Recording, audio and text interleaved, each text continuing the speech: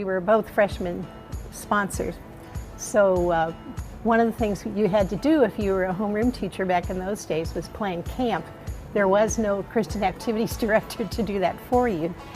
And so we had to plan camp together because we were sponsoring the class of 1979 along with Miss King. And that's what brought us together. Wow. So we spent long hours at camp just chatting, and that was in February. So we quickly dated in February, got engaged in March, and married in June. Wow. It's kind of like you go shopping, you know, you see what you like and you just get it, right? No use wait.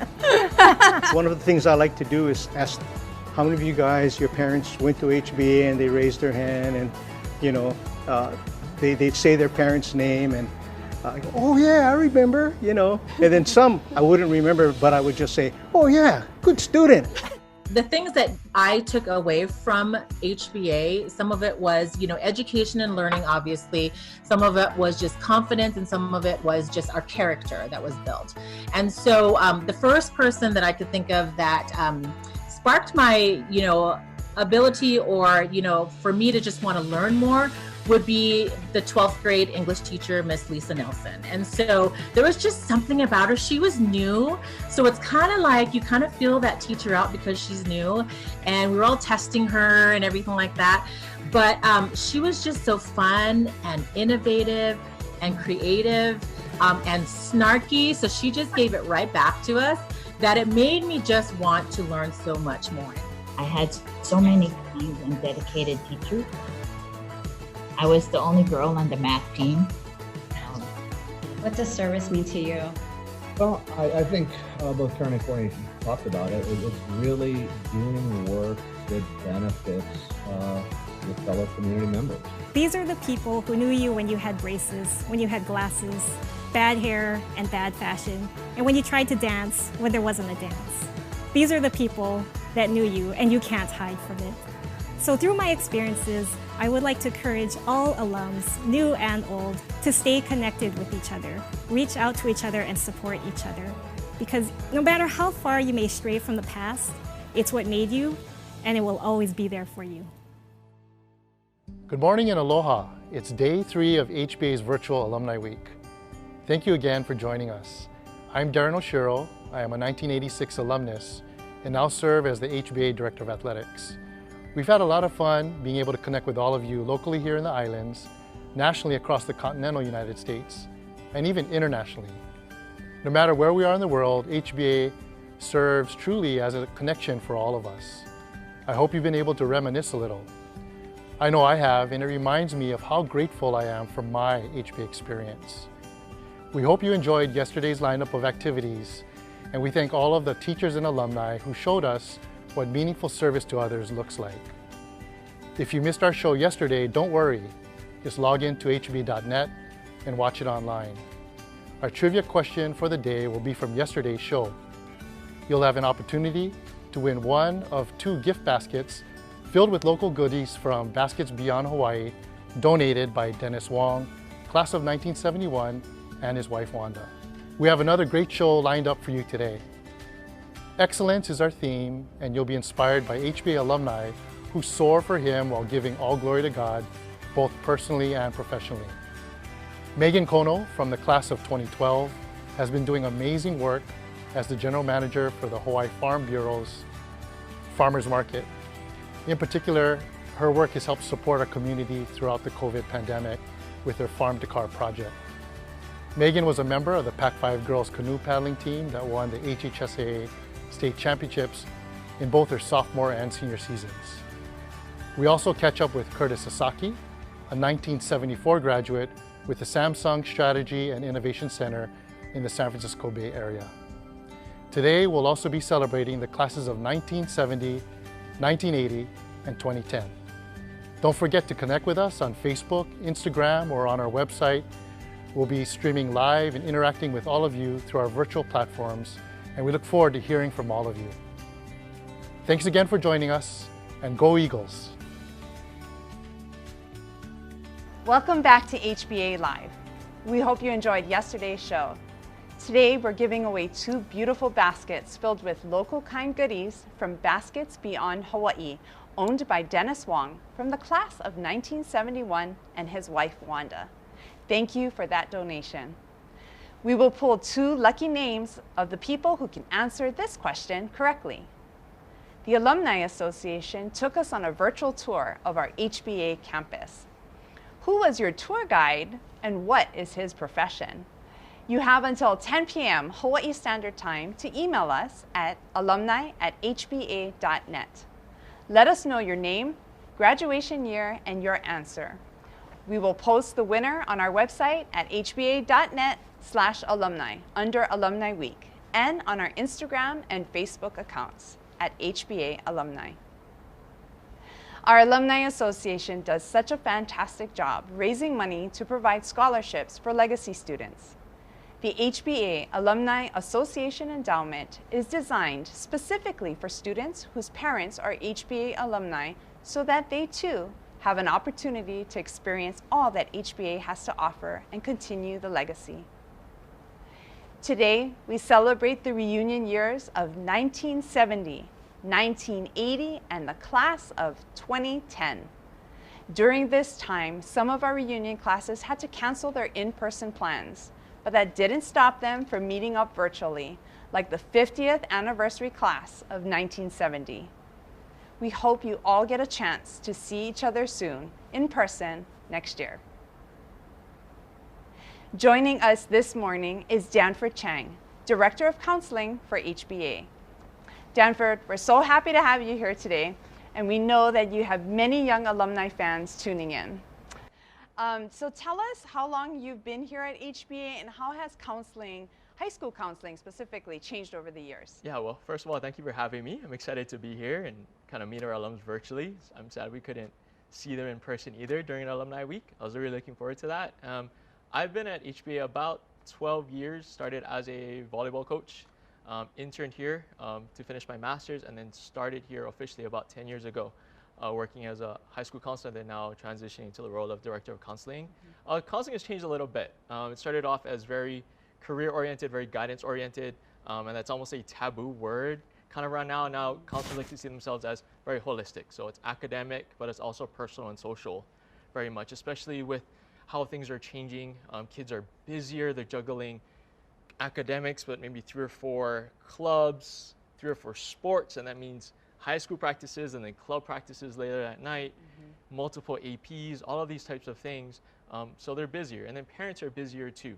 And so there's some of those roles that us counselors, we try to fill, and being that kind of ear for the students to kind of voice their concerns, their anxieties, their cares. And I think, especially with social media, they're a lot more connected, right? And so they run into the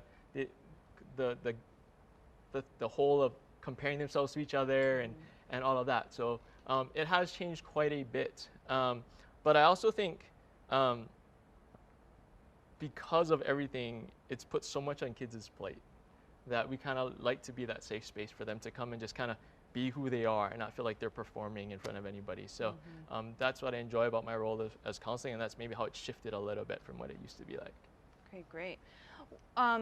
Especially, you were mentioning about social media and just the different types of issues and topics that students are dealing with at such an earlier age than probably many generations before. What are some of the most common issues that students are facing today? Yeah, I think first of all, when you're looking at social media, of course you're looking at some of that anxiety and depression against. You're in constant comparison. You see what superstars are doing, what social media influencers are doing, what their own friends and peers are doing, because everyone's posting it and it's the best version of themselves, right? You edit out all the junk pictures and all the bloopers and those types of things. And so everyone thinks they're living a perfect life, and that's what people feel like they have to live up to. So those are one of the issues. Obviously, with people now trying to balance so many things, sleep deprivation is huge, especially with the online presence, bullying, things like that. And then the kids, again, just feeling so swamped and can't figure out what are the most important things that they need to be doing in their life. So those are some of the main issues that we see with students walking into our offices. So here at HBA, we're addressing that with the thing called SEL. Can you explain what is SEL? Yeah. What does it stand for, and what is it? Yeah, so SEL is one of our main initiatives here at HBA, at least in the last couple of years, and SEL stands for Social Emotional Learning. So social emotional learning in general is helping kids make responsible decisions. It's helping them to show empathy, understand others, and maintain, in general, just maintain a positive vibe, a positive disposition, just a positive outlook. That's what social emotional learning really looks like. And so one of the neat projects that each of the classes had to do, I know in the beginning of the school year, was to do a charter, a class charter. Can you talk a little bit, or like give an example? Yeah, so what they like did? a class charter, you know, other people maybe in the workforce, you may see it as behavioral norms or workplace norms or those types of things that we do when we get together in an organization and we sit down and say, okay, we're going to make sure we show up on time, or we're going to make sure that this place that everyone feels like they have an opinion and everyone's open to it. And so an example of charter maybe is us all sitting down together and saying, you know what, when we come to school or when we come to this classroom, we want to feel appreciated, we want to feel valued, and we want to feel joyful in what we do. And that's an example of a charter, and we all want to work towards creating that environment. So how we treat each other, maybe we say, you know what, we're gonna make people feel appreciated, and what that looks like is when I come to class that day, I'm gonna make sure I address you by name. Instead of just saying, hey, what's up? How you doing? I'm gonna say, hey Billy, how you doing today? You know, those types of things is what a charter looks like. That atmosphere, trying to create that safe environment, supportive environment. That's great, thank you. What is your definition of excellence, and how do you encourage students to strive for excellence without burning them out? Yeah, that's so tough. Again, with comparisons, I think one of the big things we try to do and we try to teach is that, you know, there's a couple of scriptures that we like to refer to. One is obviously, you know, whatever you do, whatever you're working at, you want to work as if you're working for the Lord. But I think we try to balance that with, it says in the Bible that, you know, we want to make plans, but it's the Lord who ultimately determines the steps. And especially in our role, we're helping them plan for careers, or making best plans for academics and what classes to take the next year, or what college to go to, and those are the things. We want them to do their best, and we want to help them plan that out. But at the end of the day, trusting that God is going to determine those steps and leaving that up to Him. And so part of it is that defining the difference. I think a lot of our kids associate excellence with success. That's, you know, success, you know, when you look in the dictionary, when we look at success, a lot of times it's in comparison to everyone else, right? I'm successful if I'm better than you, or I do this action better than you. But we want them to understand that biblical excellence and excellence looks like doing the best you can with the gifts and talents God's given you, because how God's gifted you is different than how God's gifted me. And so you might do this interview better than I do, but I may do something else better than you do. And me being excellent is doing well at what God has gifted me with, not necessarily being better than everyone at everything. So I know the counseling office has done a lot now with our young alum, I think more now than ever. So can you talk about the ways that the counseling office has stayed in touch with young alum? Yeah, that was one of the main reasons we restructured our counseling office about 3 or 4 years ago. And that was part of the aim, is we wanted to make sure that we had people dedicated to and set aside. You know, as much as I think all of our counselors love staying in touch with our young alums, we wanted to make sure that we had people in our office set aside for really being intentional about keeping that contact. And so some of the things we do is, you know, we try to go to different HBA events, whether it's Spike Nights or Spirit Weeks and those types of things. And when alumni show up, we want to make sure we go over and say hi and welcome back.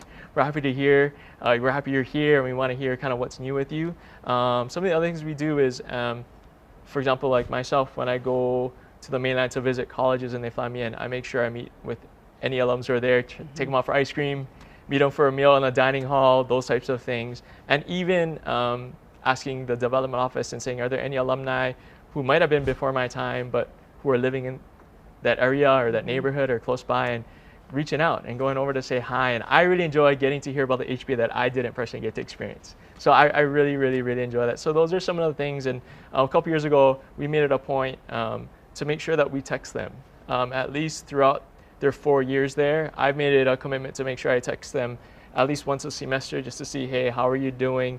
Is there anything you need? I know that adjustment period can be a little sketchy at times. So just seeing how you're doing. Then again, we want to make sure they graduate and offer them any support. Maybe they are going to transfer back home and things like that. And just being there, being a voice. I think a lot of times they have so much support here at HBA, and then when they go there, they have to try to find a new community and fill that out. And a lot of times we try to support them as they're doing that until they kind of get their legs under them. Great. Yeah. And then during this time of COVID-19 and going and transitioning to online learning, how has the counseling office been there to support the students? Yeah, you know, it's new for all of us, and I think we keep on repeating the phrase to our teachers and our parents and our students that we're all new at this. This is new for everybody. Even if you're not new to working from home or going to school from home, you're new to having to be a parent at home and also maybe the principal of your school at home and all of those types of things. And so we've just been there for the students and making sure, I think first and foremost, do they have the resources necessary? Do they have a computer if they need one? Do they have an iPad if they need one? Do they have an internet connection if they need one? If not, making accommodations for that. And then I think, you know, being there. And so we've instituted for students who could use extra support, or maybe, you know, one of the hardest things with online learning is that there's not a set schedule and a set rhythm and routine, and that has been taken away. Whether it's going to sports right after, or some of the communities they've had for stress relief and those types of things, those are all gone. And so we're trying to be there and to try to supplement that. So, you know, meeting with students who are struggling academically, even if there's no classes, but hanging out with them for about an hour and say, we'll be there to do your work and to try to remind you, asking them how they're doing each and every day. Just again, being kind of that support is what we really try to be, and really be a bridge, right? Whether they need outside resources or they need help advocating for a teacher, with a teacher, those types of things. Where do you see the future of counseling? Yeah, I really feel like, you know, there's this move towards, you know, being a lot more individualized, right? I think even when, you know, as I mentioned earlier before, it was, you know, we want the best and brightest and we want our counselors to push them towards STEM fields and all these types of things. I think the future of counseling is helping kids identify who they are and really lean into who they are, and not feel like they have to live up to some sort of comparison or to, I've got to get this degree because I need a certain level of lifestyle of living or status of living, and I need to make a certain amount to be comfortable and those types of things. I think we're getting to a place where we want students to be comfortable in their own skin and really just lean into the fact that God created them with such unique talents and gifts and skills, and the world would be lost if they didn't do that, right? We always talk to them about how the kind of the sweet spot is where your deep gladness meets the world's greatest need, and we really believe that, and we really push them towards that the world needs them, and the world needs their talents and gifts and skills, and we don't need them to be someone else. That God really gifted them so specifically, and we want them to meet that need in this world. I love that. I love hearing that, because, you know, we call God as our great and almighty counselor. And so, you know, in a way that's that reflection of what your office is providing for the students of HBA, and that's such a wonderful benefit for the students. What are the most rewarding parts of the job? Yeah, I really enjoy, obviously, you know, seeing them mature, right? How I converse with them and interact with them as a 9th grader or even an 8th grader, and then as a senior, right? The differences in their perspectives and how they're learning, how they're growing. I love being able to go to weddings of alumni, you know, holding their child, those types of things. It brings such a smile to my face, a smile to my heart. Those are just really some of the most rewarding things of being a counselor. Yeah. And then what is the greatest advice that you have for an alum once they leave HBA? Yeah, I think 2 things. I think one is be as process oriented as possible. We live in such a results driven world. But if you can be about your process, then you can be okay with failure, right? You know, the kids feel like they're making the biggest decision of their lives, which up until the point it probably is about, what school do I go to? And, you know, I keep on trying to drive home, or what career do I want to pursue? And I keep on trying to drive home the point to them that what you're really trying to understand is how to make a decision. And the process you go through is trying to decide on what school you want to go to or what career you want to be is the same process you probably want to start to develop when you figure out who you want to marry or what house you want to buy or where you want to live and what job you want to take. And you're going to go through somewhat of the same process. And so more than just the right or wrong decision. You want to kind of make sure you're learning how to make a decision and what things you want to go through in your process and what's important to you. So I think that's one of the big things. And I think the second thing is the importance of anchoring themselves to something. Again, they've been in this network up until their time they're a senior, right? They have their parent support, they have the school support, they have their schedule's pretty much set, right? From 7 to about 4, they know what they're doing each and every day. And then they're gonna go home, they're gonna have dinner, they're gonna do their homework, and they're gonna press repeat and do it again. But now they're gonna go and they're not gonna have necessarily the same community, or if they leave, the same support. And so find themselves, what am I gonna anchor themselves to, right? And obviously, we pray and hope that they anchor themselves to Jesus, because no matter where they go, no matter what they do, whether they're feeling successful or they feel like they failed, Jesus can always be that anchor for us. And that's something we can always hold on to no matter where life takes us. Okay, thank you. Thank you, Danford. I really appreciated you being here, sharing that perspective, and then really being that support for our young alum. Thanks for having me. Absolutely. Appreciate it.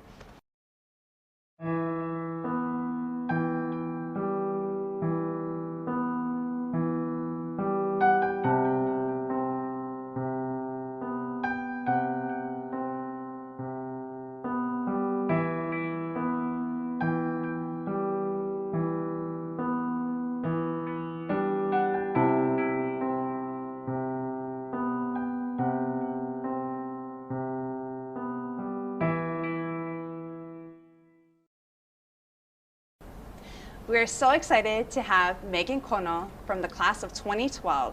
She's the Farmers Market General Manager with the Hawaii Farm Bureau. And I believe this is your first time back since graduating. Yeah, this is. I think it's been 8 years. Wow. So tell us, what was your greatest HBA memory? And you might have a lot, but what are some that stick out? Oh my gosh, there's so many. But I think the main thing was paddling for me. So I paddled for all 4 years, and we won state champs 2 times. So I think that was definitely the highlight, winning states. Yeah. And then was there a favorite teacher or someone who influenced you during your time here at HBA? I think it was Mrs. Ustari. She was the scariest, meanest, strictest teacher, English teacher I've ever had. And I remember she would do like -10 points for a run-on sentence or incomplete sentence, and basically your paper depended on that. So I still have nightmares of like if I'm going to fail, paper when I'm writing anything. I think, is Mrs. Usari going to dock me like 10 points? That's funny. When I had her, she was Miss Sequena, and this was prior to her being married. It was, I think, her first or second year teaching here at HBA, and yes, I can see how over time she can be scary. Yeah, definitely. But she definitely inspired me to want to actually become an English teacher. So obviously that scariness paid off, because has been the most memorable. Yeah, and she definitely inspired me to major in English at UH as well. So. Oh, fantastic. So what about coaching? Tell us about your time with Pac-5 and paddling, and what was that experience like being on a team? I think Pac-5, a lot of people would say being from different schools, it might be a disadvantage, but I really believe that was our advantage. Like, we really got to know each other, all different schools, meshing. We didn't get to go to the same school and spend all that time together, but I think just making those friendships and, blood, sweat, and tears and all of that stuff, like 2-a-day practices on a Saturday, that was our family. So I think, having our HBA family was amazing, and I'm so appreciative of it, but I'm also appreciative of being a part of Pac-5. That's great. And you folks, you were part of a championship team as well? Yeah, I think we won it sophomore year. What year is that? 2010 and then 2012. Wow, fantastic. That's a great memory for sure. So what are you currently doing now? And I guess what led you to what you're doing now? So immediately after HBA, you went to UH? Yeah, so I went to the University of Hawaii, and I double majored in economics and English. And during that time, I was really into weightlifting. I did a bikini bodybuilding show, and then I got recruited to be a trainer at UFC Gym Honolulu. So I was training full-time, just the general weight loss or muscle gain, that kind of stuff, throughout my college career. And as I was training there, I actually trained the executive director of the Hawaii Farm Bureau. And that's how I'm here now. I started as their community relations manager and then worked my way up to the farmers market general manager. That's great. And we were talking a little bit earlier and you were saying that necessarily wasn't your dream job, but... Yeah, I had no idea I was going to end up here. I mean, when I first started, I didn't necessarily like the job. I didn't know what I was doing. I didn't know how to grow anything. Like, I have a black thumb, I think. But yeah, it just... The ag community or the ag industry is so diverse, and so it's like never a boring day there.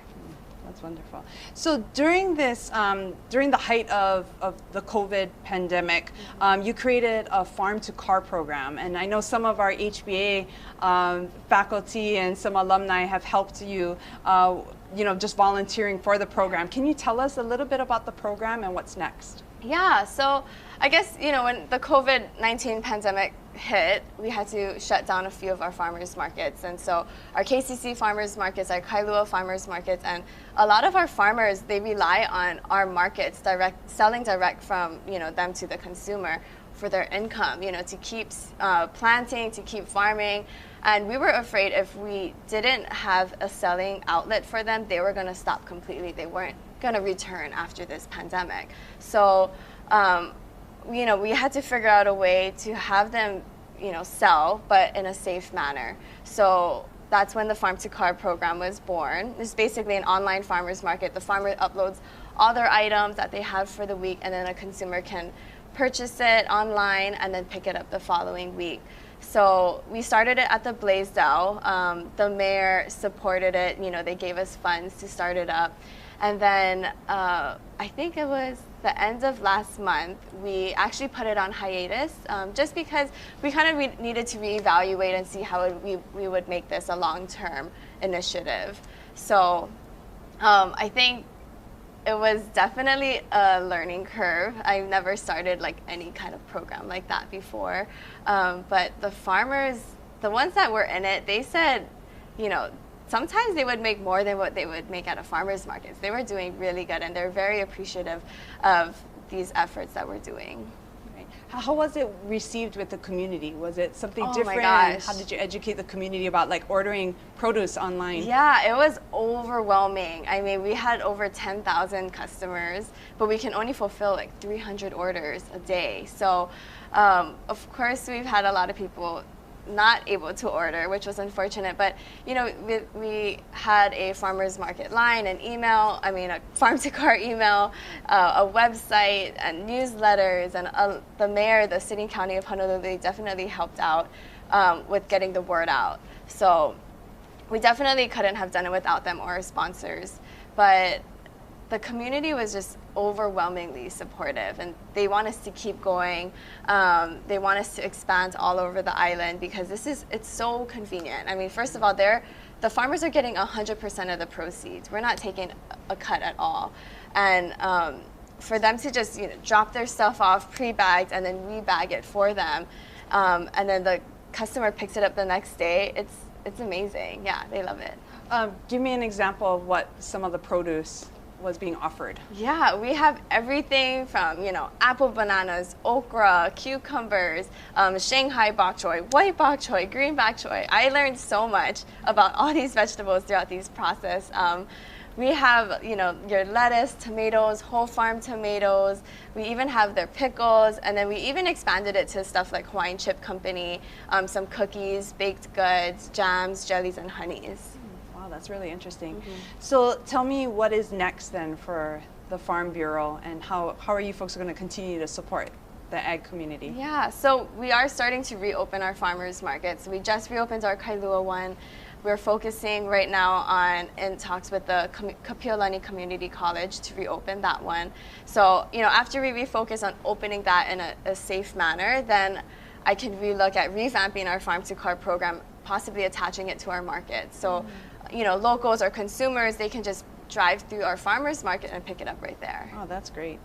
So how do you ensure, I'm going to switch gears just a little bit, how do you ensure that in everything that you do, whether it was competing in like a bikini contest or with weightlifting or in your work, how do you always look at doing things with excellence? That's a hard question. But I think, honestly, it's the way that HBA trained us. I mean, they have such high standards, as you know, like homework, everything. It just kind of ingrained in my system, and I'm sure a lot of people's systems, like, you need to do your best in everything you do. But in my work right now, I know it's the passion. So, you know, getting to know these farmers and hearing their stories and why they farm, and yet they still have all these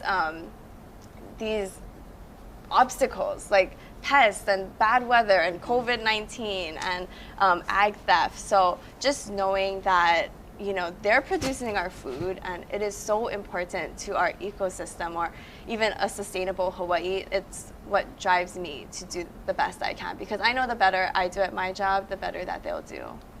Fantastic. And then what is the greatest advice you could give to a young alum? Especially the class of 2020, they've experienced something very different than any of us have experienced. Yeah, I mean, I would say definitely appreciate those uniforms, because once you go to college and you have to try to look cute and all, you have to spend a lot of money on those clothes. But other than that, I think as the class of 2020 has been experiencing, like, it's never what you expect. Life is never what you expect, and it's such a roller coaster, and you either ride with the punches or you don't do so well. But I'm saying, just ride with the punches, and life is amazing. You just seize the opportunities that come in front of you. I never expected to be in the ag community or ag industry, and I think I'm so appreciative of being in this industry and helping them out, and I can't imagine my life without it. So, yeah. That's wonderful. Thank you so much for joining us today. No problem. Really, thanks for having me. Absolutely.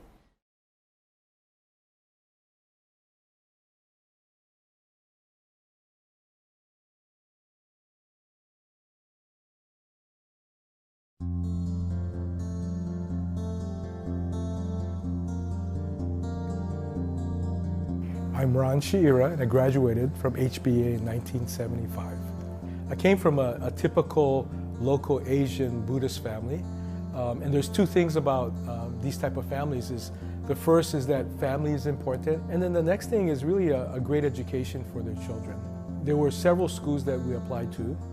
Two of them were the largest schools in Hawaii, and then there was Hawaii Baptist Academy, which we didn't know too much about, but my best friend was here.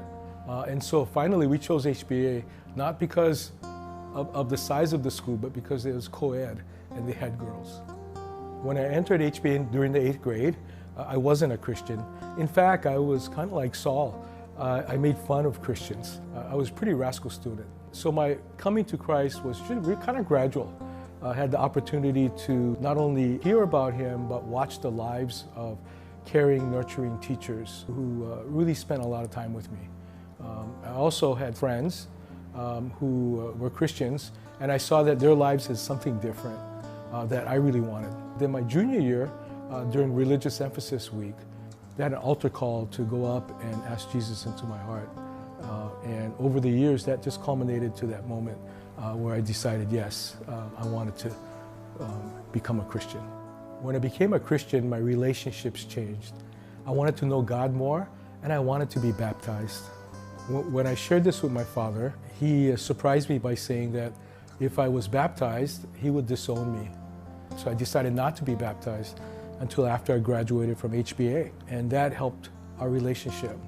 Lo and behold, during the summer after graduation, I was so blessed to see not only my father and my mother, but members of my family in the congregation when I was baptized at church. And what a special moment that was. And it didn't stop there. In fact, many of my family members came to know Jesus, including my mom and dad. My life journey back to HBA is just incredible. 30 years after I graduated from HBA, my son graduated, Andrew, in 2005. The following year, I was asked to come back to serve on the board of directors of the school.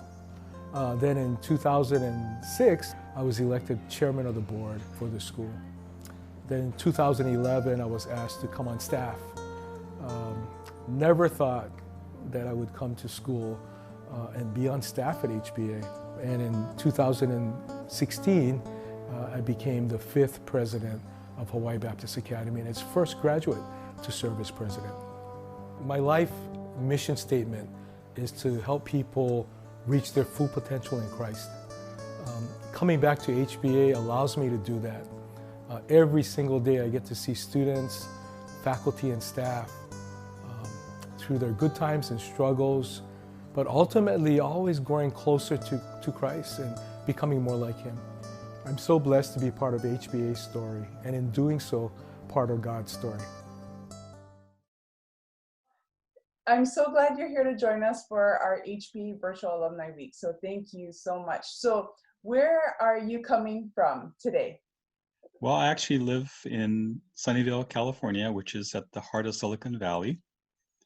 So around me are all the famous companies like, Google, Apple's right down the street. Facebook is not far. I mean, all of the typical tech companies that people know about are right around where I live. Oh, that's really exciting. So you've come a long way since your time here at HBA. So I'm gonna take you back to the 70s and during your time at HBA. At what grade did you start with HBA? I actually started in 3rd grade. So I was there from 3rd grade to graduation. And then what would you say is your greatest HBA memory? Or somebody who influenced you a lot? Well, during my time, the actual campus moved, I think at least 2 or 3 times. Wow. So I started off in the pink building, which was next to the termite infested building. And then we moved several times. So it was a little bit challenging because we really didn't have any permanent home. But through all of the moves, I think what made the experience, worthwhile was obviously the teachers. They really tried to hide the fact that, we didn't actually have permanent rooms, we didn't have permanent labs or even our athletic facilities, we had to go somewhere else, or we didn't have anything on campus. So I'd say the teachers actually made the experience, bearable in that transitional period of the school. I'm sure it was really important for them to have some sense of normalcy for the students. Yes, that's right. But something that we always talk about at the school too is about change and getting students ready for, the world outside of HBA, and about being innovative and being adept to change. So it seems like in that sense, you folks experienced a lot of that. Oh yeah, I think in today's world, especially, changes, coming so fast, and I think maybe that experience kind of helped me also in my career, of not being afraid to make life changes, even when you're not sure how it might pay off. Right. Oh, that's good. So who would you say, was there one person, I know you talked about many teachers, but then was there one person or one individual on campus that really made a big impact in your life? Well, I think the person that, I probably had the best experience with in classes was Mrs. Wong.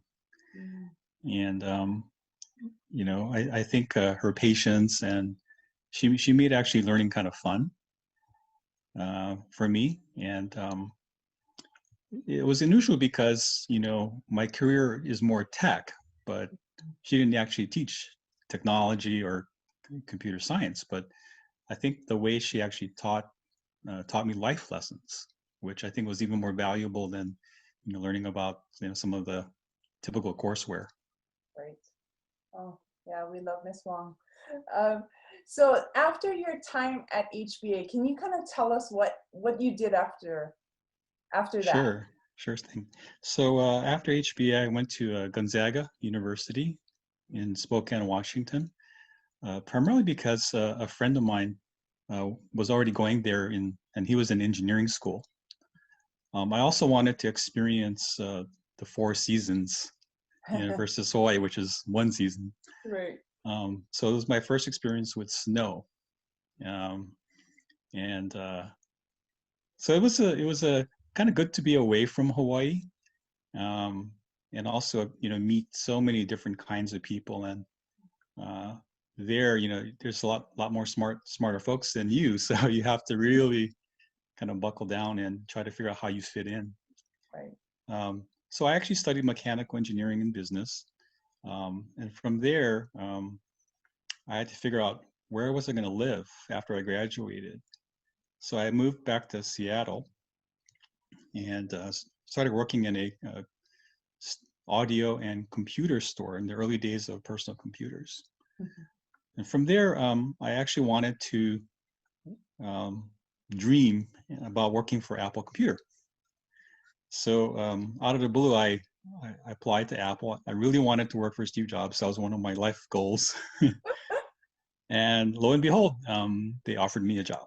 So I moved down to Cupertino and started my technology career at Apple. So I worked on different kinds of products, including a couple of computers.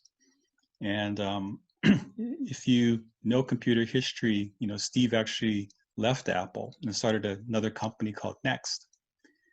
He called me, so I actually went with him to work on the Next computer, which turns out it wasn't so much about the hardware, but it was really about the software.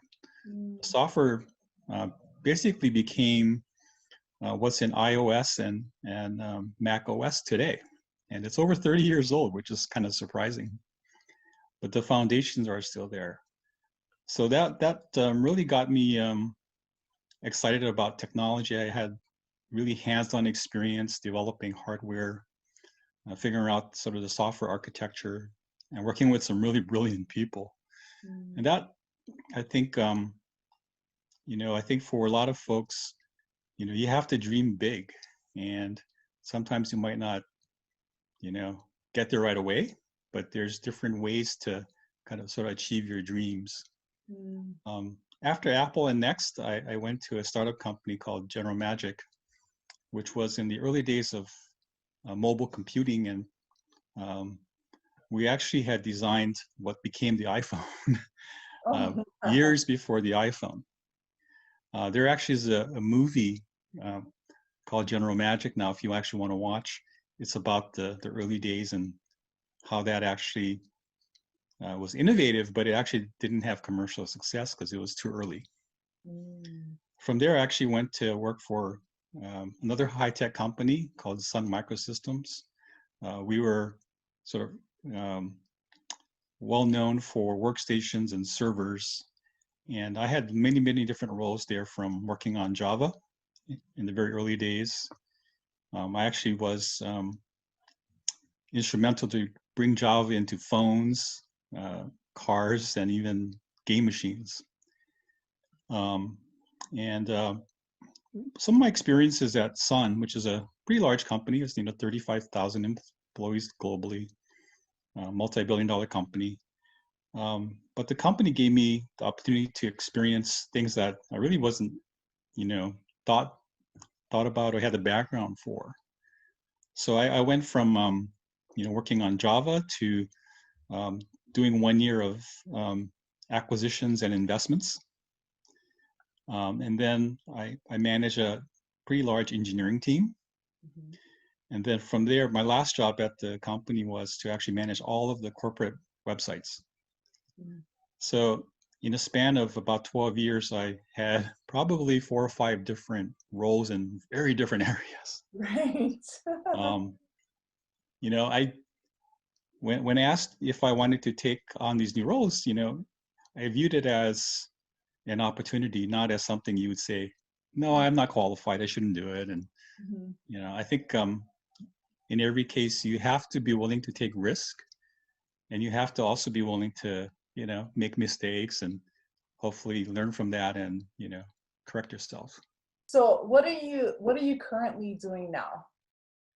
For the last 9 years, I've been working at Samsung, and I started off by opening up a research lab. And the idea was to really explore cloud computing and doing more things with services. I think I was the first person to actually build a big data platform for the company. And the idea there was to, figure out how consumers were using Samsung products. People might have a Samsung phone, they might have a TV, a tablet, or other, even appliances. But there was really no way to understand sort of consumer behavior if they had multiple products. So that's what the actual cloud and these agents that we built were able to help determine. So it's pretty interesting data that we were able to collect. And then for one of my projects was to start an IoT initiative. It's called Internet of Things. And there we actually had built very small silicon boards that had, microprocessor, memory, wireless communications, sensors all on board. So other companies could take that and with the software we built and a cloud service to actually come up with their own products and solutions. So they didn't have to start from scratch. So that initiative started off with just a handful of people and grew to about a 100-person team. So that was one of the innovation projects that I worked on. And then for the last couple of months, I was working on a project to try to help blind people navigate outdoors. And the idea there was, with computer vision, with the ability to actually use optics in the glasses. Turns out, a blind person, if they wear glasses, they really don't see. So you could actually put things even behind the glass. And we were able to actually detect when street lights would change colors or when movements happen. We could tell a blind person if they're about to hit into an object on the sidewalk, things like that. So there was a innovation idea, and we actually built some prototypes. I actually recently retired from Samsung. Congratulations. Yes. So I kind of missed the COVID experience having to work from home, but I actually been advising about 3 startup companies in very different areas.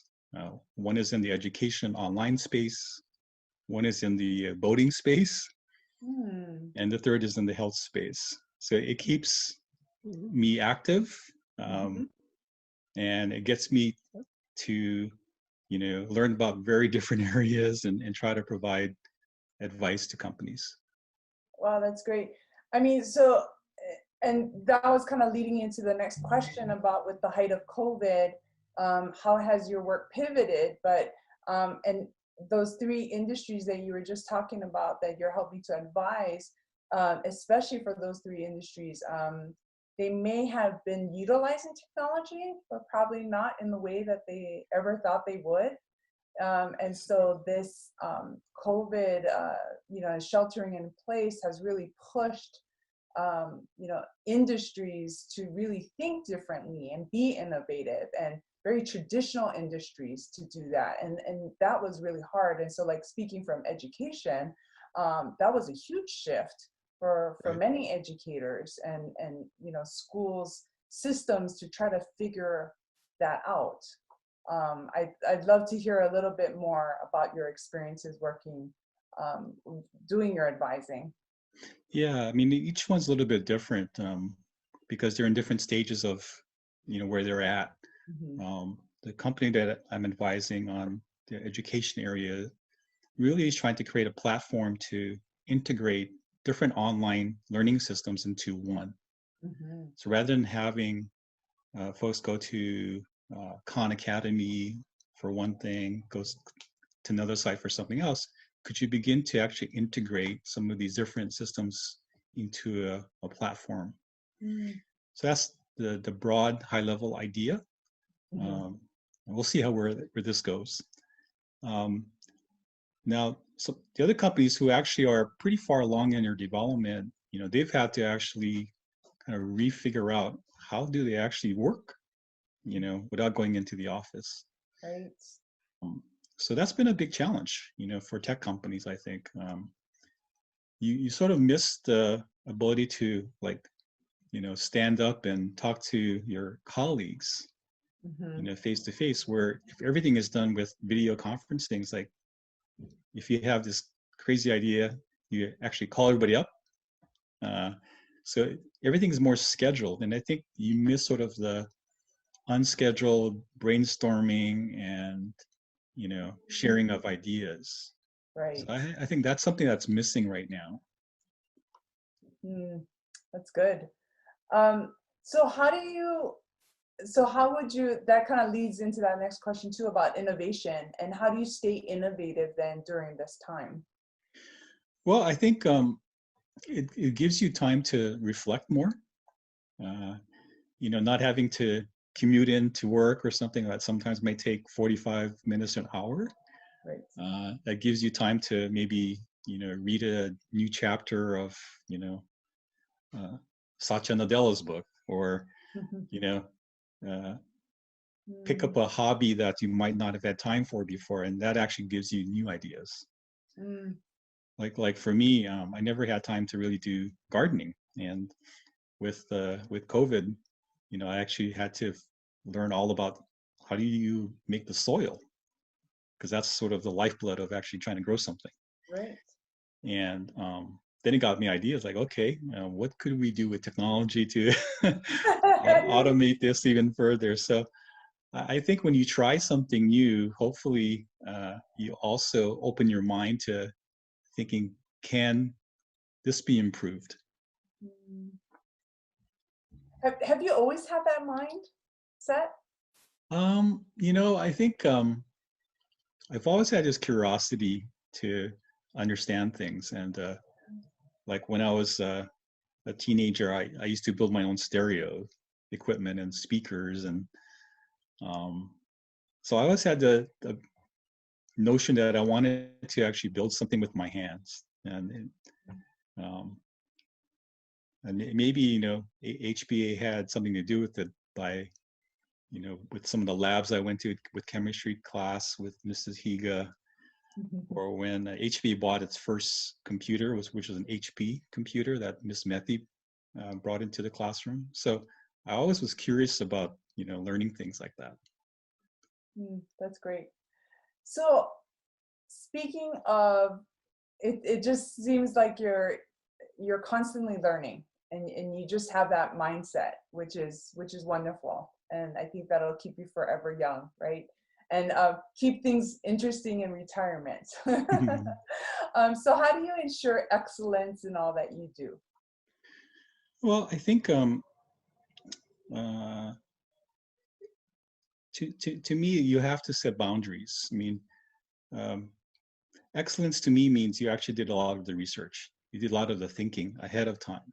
And it's either through reading. I mean, now it's so much easier for people with the internet and being able to learn things on YouTube, and having somebody actually show you things. I think it gives you a lot of ways to compare, between different ideas. So I think, to me, you have to set your limits and your bar. What is your bar for excellence? I think everybody's a little bit different. Fortunately for me, I had amazing mentors like Steve Jobs, who, I worked for 7 years, and he sets a pretty high bar. So that actually had to stretch me to, set my standards even higher.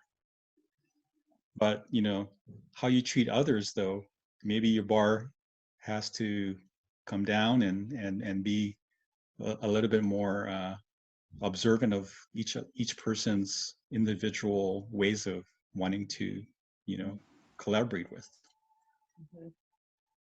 Oh, that's good. So especially for this class of 2020, who had to deal with a lot of change, and I know folks got really innovative. The class of 2020 has gone through a lot of change during this time.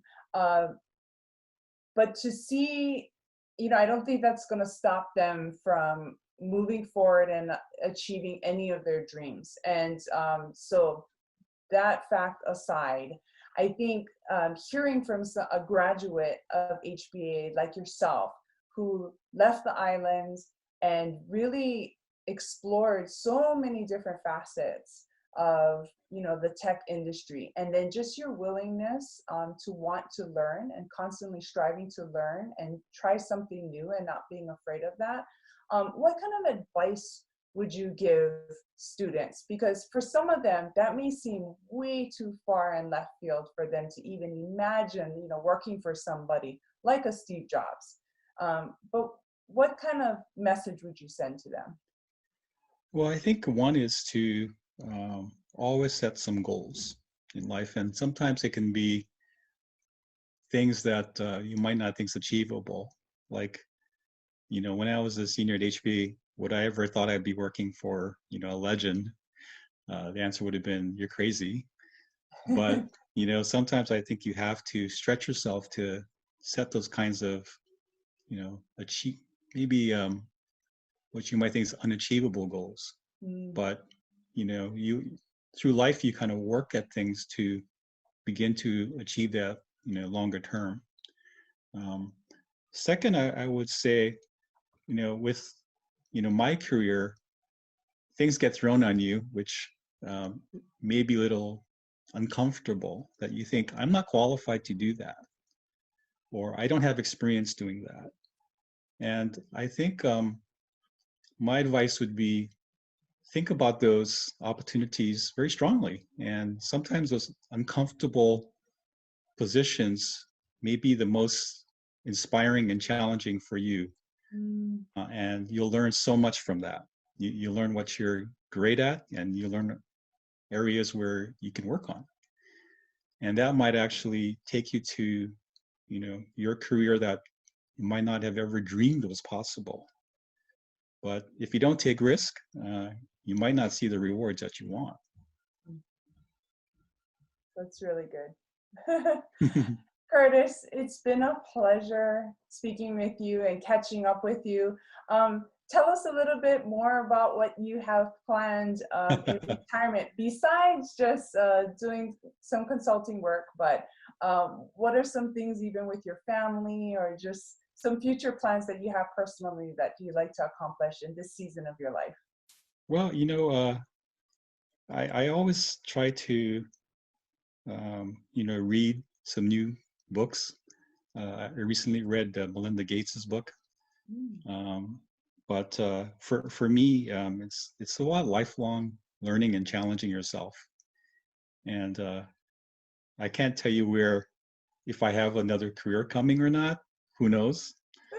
But I try to surround myself and keep in contact with, you know, really amazing people. And, you know, we always, you know, not only talk about, you know, what happens in the past, but, you know, what could we be doing in the future to really make the world better?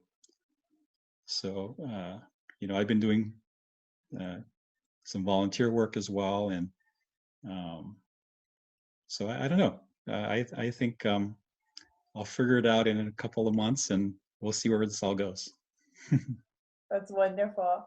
Well, Curtis, thank you again for being a part of our HBA Virtual Alumni Week. It's a pleasure catching up with you, and you've been so inspiring, and I hope that many people have been inspired by what you have done and accomplished, and I know there's more that we can expect from you. It's not over yet.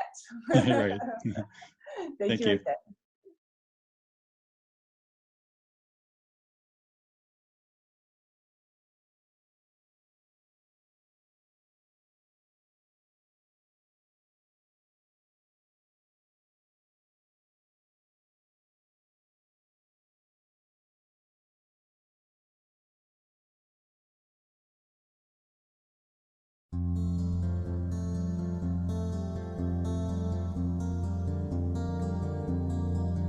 I'm Ron Shiira, and I graduated from HBA in 1975.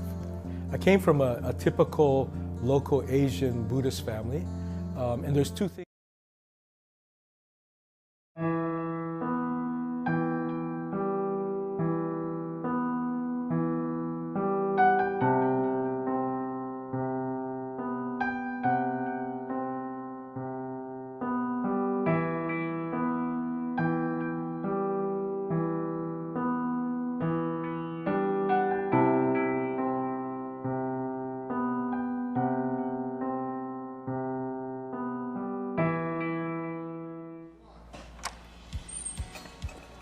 Hi there, my name is Sam Lee.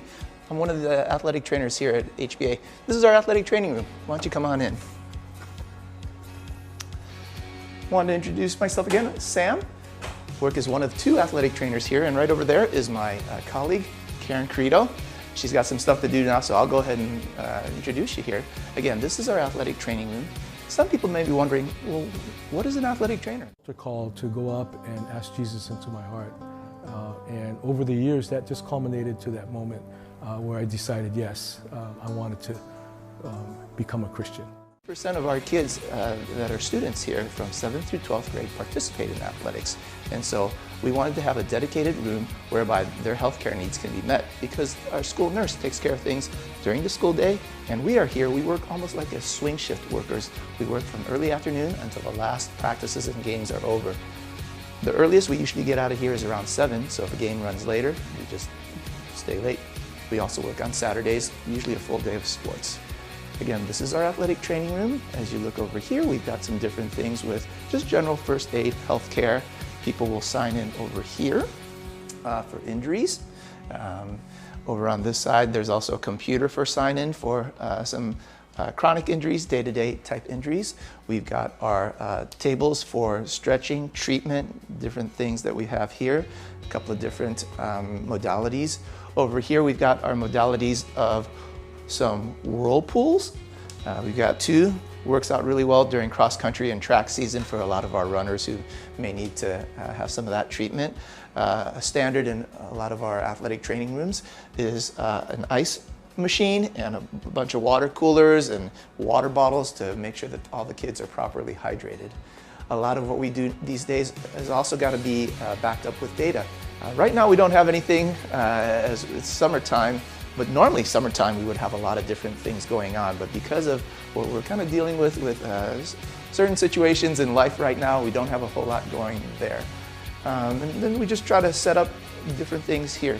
So in a little bit, I'm going to talk to you about some of my own self-care and also try to healthy lifestyle habits, which kind of come with the job and doesn't always have to, but if I want to be a good example to the kids, I want to show them how to try to live a healthy lifestyle, even as an older guy, kind of like some of you alumni. We'll talk about that part a little bit later on. But come on with me over to our weight room and our cardio room. Karin, I'll catch up with you in just a little bit.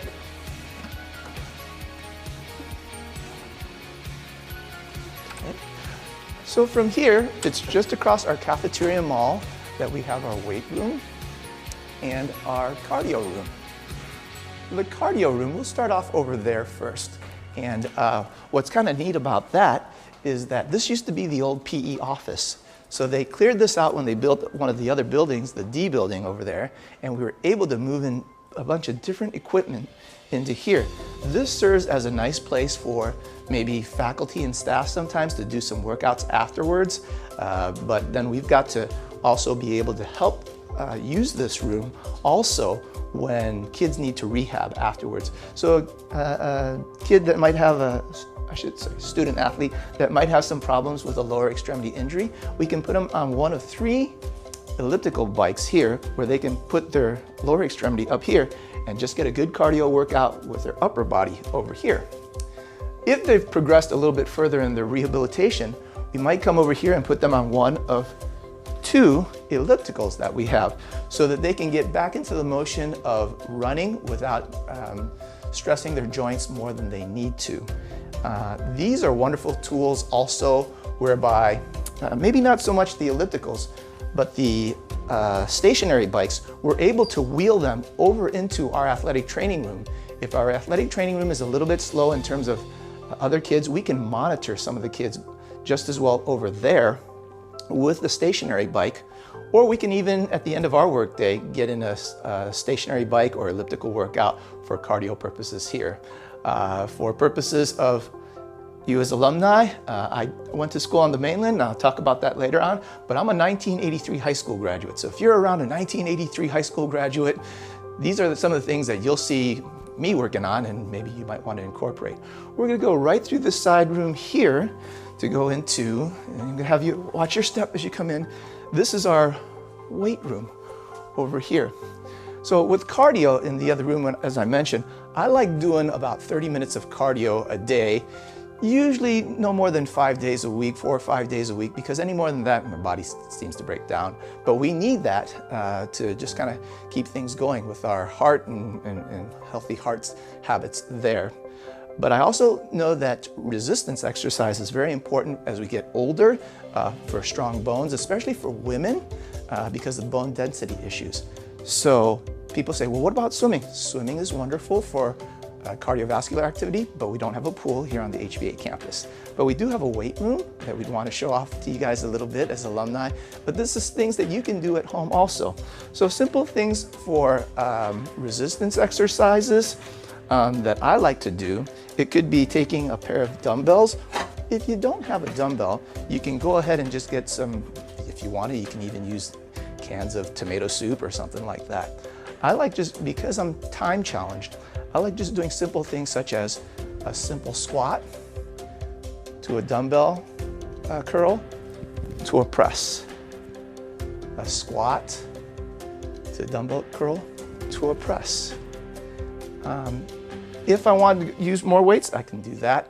I can even do something like a simple lunge. So I'm working different muscles within my body, but just trying to get more of the resistance exercises for bone density, bone health. It's also good for my muscles too. So as we come here, there are different things that are available also here that I like.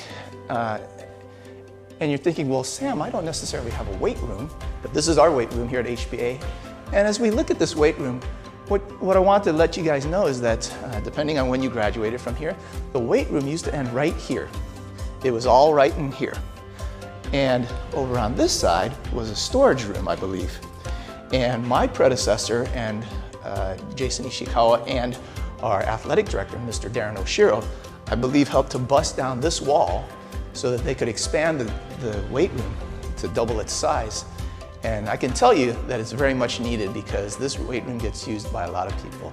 We recently, probably within the last year or two, got this rogue structure so the kids are able to do some different things off of, like benching off of here. What I enjoy doing is, because it's something that I can find even at a playground, there's bars that are just up like this. And then with that, I like just to be able to do my pull-ups and chin-ups and stuff like that. On here, simple. Don't need a weight room for this. Can even get it at a jungle gym set, playground set at your nearby playground. Again, we're so thankful for all that God's given it to us here at HBA. Mr. Oshiro, our athletic director, recently put up some different Bible verses to encourage kids as they come in here. But again, I am kind of wanting to show you the facilities, but I was also wanting to show you that there's a lot that we can do just in open spaces. So now I'm going to actually take you up towards the gym where we're at, okay? So go ahead and follow me up through here. I believe the gym's been here since around the mid-1980s. And as you can see, it's also got a stage. It's a multi-purpose gym.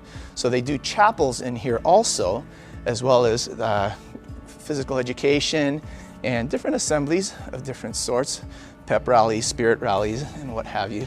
But after school, be it for volleyball in the fall and spring, or basketball in the winter, or all kinds of different volleyball and basketball type activities in the summertime, this is a very well-used gym. And as you can see up there, yes, we're very proud of all our state champion banners also, but a couple other awards that we're very proud of are the Kaimana Awards, which talk a lot about having people who are good in sports, good in community service, as well as good in their academics. We also have a couple of banners up for being a safe sports school right up over there, saying that Hawaii Baptist Academy is one of the few schools in Hawaii that have a safe sports school designation from the National Athletic Trainers Association, saying that we're trying to be a safe sports school for your kids that come to school here. And the reason I also wanted to take you up to the gym is maybe we don't have a weight room. Maybe you don't have a weight room. I don't have a weight room at home. Maybe we don't have a lot of the equipment. So what can we do when you're just in an open space? I love having open spaces because, especially with little kids, you know, what do I do with them? It can be a simple game of, all right, everybody line up. One person stands out there, and you go ahead and play red light, green light. Green light, red light, green light, red light. If you had a ball, yes, you can go ahead and shoot baskets. You could dribble, pass. You can, if you have a partner, play a little bit of basketball. If you have a volleyball just of your own, you can bump, set, spike. If you have a net and some other friends, you can have a volleyball game or match. Going back to the children, I enjoy having them play other games like being creative. Look at the ground. Okay, let's play a game called lines. What is lines? You try to chase me and you try to tag me, but you can only run on the lines that are located on the court, be it the end line, be it the three-point line, be it the volleyball line, or you go to the free throw circle, running through here, and you can only run on lines to try to catch me. You can't run across the middle of the court. So different games in wide open spaces if there are markings on the floor. Well, what if there are no other markings on the floor? There's always something simple as tag or freeze tag or those are the different things I like doing when I have a big open space. I could go running around this court, do my old man cardio, as we said, but I also am a bit of a kid at heart. And so I want to be able to do some things sometimes with kids, that be it little kids or teenagers that want to have a ball around, they don't feel comfortable playing little kid games. Or if I love going to CVS or Long's, and they have these little balls that I get it, and we line them all up and we play dodgeball. We're not trying to hurt anybody. I'm an athletic trainer. I got to watch out for the health. If they get hurt, I've got to take care of them. But at least I'm able to give them something creative. So I find that there are things that I need to take care of health-wise, such as my sleep. And sleep is both a physical, physiological type thing. So I go to see my primary care physician. He makes sure that I have what I need to in regards to things to help me sleep physically. But there's sleep disorders can also be from emotional anxieties. Down where you saw me earlier, down in the athletic training room, I meet with a bunch of guys from my church once a week, and they're bouncing on all our rehab toys, and we get the chance to share our lives, pray for each other, and read scripture. And things such as reading scripture really do help with tampering down the emotional anxiety so that I can sleep better. And something I want you guys to consider. The next thing also is nutrition. I've been able to have the good fortune to run marathons here in Honolulu, participate them, I should say, more participate than run, and I don't lose weight. What helps me to lose weight? Portion control and eating healthy foods. And especially with my, I have an adult daughter who's back, she's helping me with that, tried to lose a little bit of weight, very thankful for that. So besides physical activity and the exercise that comes with it, I would highly recommend, and my coworker Karin will probably be sharing some with you also, hydration, nutrition, and sleep are huge. And we don't just talk about it for ourselves, we try to talk to our kids about it. A lot of our kids are so stressed with the academics and all the other activities, they really don't get as much sleep. We were really trying to help them to get that sleep, really trying to help them get the social emotional support that they need. And this is what HBA has hopefully evolved into in terms of trying to help our students and student athletes here. And if you had a good time when you were here during HBA, we just hope that we've evolved that even further for those who are here. Thank you for your support and your time in just even watching this video. Hope that it's of encouragement to you. So today we're going to be doing self-care, which is going to be taking care of our bodies, our minds, and our souls. And first we're going to start off with some physical activity. So the American Heart Association actually recommends about 2.5 hours of aerobic, moderate to intense aerobic activity per week in order to keep up with your heart.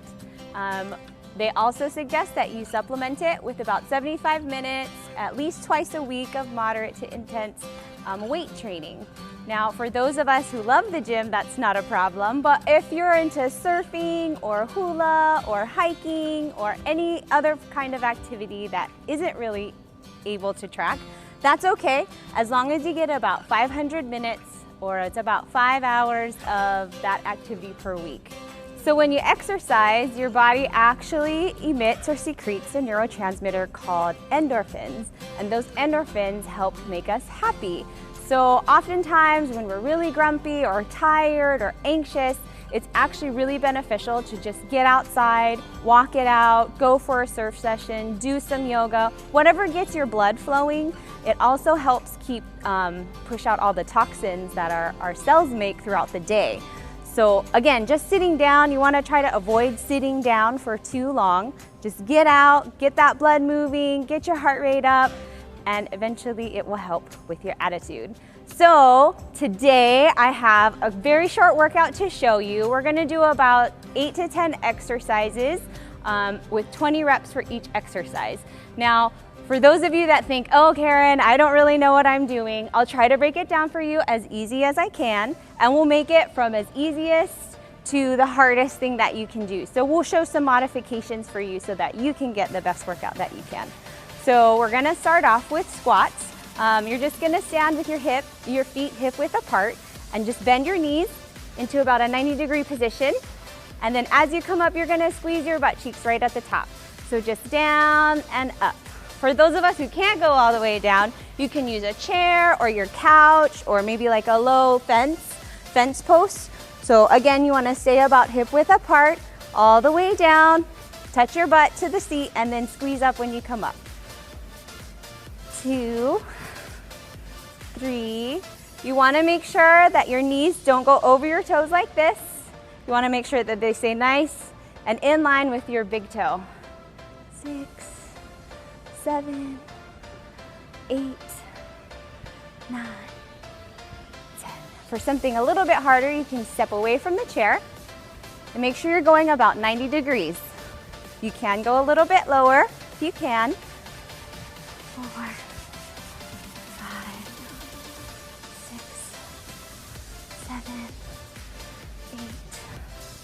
9, 10.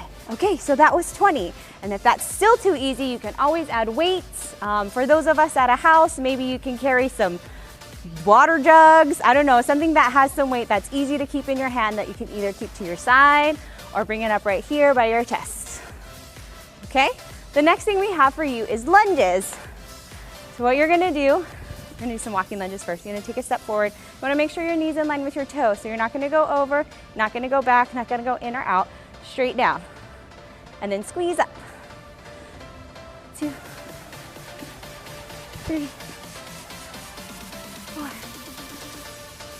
5, 6, 7, 8, 9, 10. Okay, for some of us, we don't have this great, awesome gym or access to a really, really big space, and that's okay too. To make that adjustment, you can just do static lunges. So you're just gonna stay in one place, do 10 on each side. 2, 3, 4, 5, 6, 7, 8, 9, 10. Okay, and then we're gonna switch. 1, 2, 3, 4, 5, 6, 7, 8, 9, 10. Okay. So, I don't know about you guys, but I'm already working up the sweat. So the next exercise we're gonna do is actually gonna combine a little bit of our lower extremity as well as our core. It's gonna be called a RDL, Russian deadlift, or with a twist. Whew. You're gonna put your hands behind your head, feet about hip width apart again, and you're gonna bend from your trunk. So bend down, squeeze up, and then opposite knee to your opposite elbow. So that's 1, up, 2, up, 3. We're gonna do 20. 4, 5, 6. Make sure you're really squeezing. When you squeeze up, try to meet your knee to your elbow. 8, 9. Halfway, let's go. 1, 2, 3, 4, 5, 6, 7, 8, 9, last one, 10. All right, that was 20. How you doing? You doing okay so far? Okay, so for the next one, we're gonna actually walk back over here to the chair. We're gonna do some push-ups, okay? Whew. Takes a lot of upper body strength, and it does take some arm strength as well. Not everybody can do a full push-up on the ground, so I can recommend that you use a chair. You wanna do, or maybe your sofa, again, maybe a low-lying fence if you have. Just gonna hang on to this, push down and up, all the way down and up. Make sure it's pretty sturdy too, like, might not be the best one, but okay. That's like 3, right? 4, 5, okay. If that's a little bit too easy, we can transition to the floor. The next easiest one would be to be on your knees. You're gonna crawl down. You're gonna go a little bit wider than shoulder width apart. On your knees, make sure that your core is tight, so that means really squeeze your core so your back's not arching. You're gonna keep it nice and straight and lower all the way down. Your knees should be, or your elbows should be about 90 degrees, and then push up. 4, 5, 6, 7, 8, 9, 10. If you wanna go a little bit harder, you can go all the way up into the plank position. Again, make sure your butt's not all the way up on the sky, nice and tight. Lower down, push up. 2, 3, 4, 5, 6, 7, 8, 9, and 10. Okay, to make that a little bit harder, you can put your legs up onto the chair. That's way too advanced for even me, but if you want to, go ahead and challenge yourself to do that. The next exercise we're gonna do is called a climber jack. This is gonna be a combination of a mountain climber and a jumping jack. It's gonna work both our upper body and our lower body, as well as get our heart rate up. Clearly, I'm out of breath. So again, hands about, a little bit wider than shoulder width apart. We're gonna do 20, so each one is 1. You're gonna knees to chest, 1, 2, out is 1.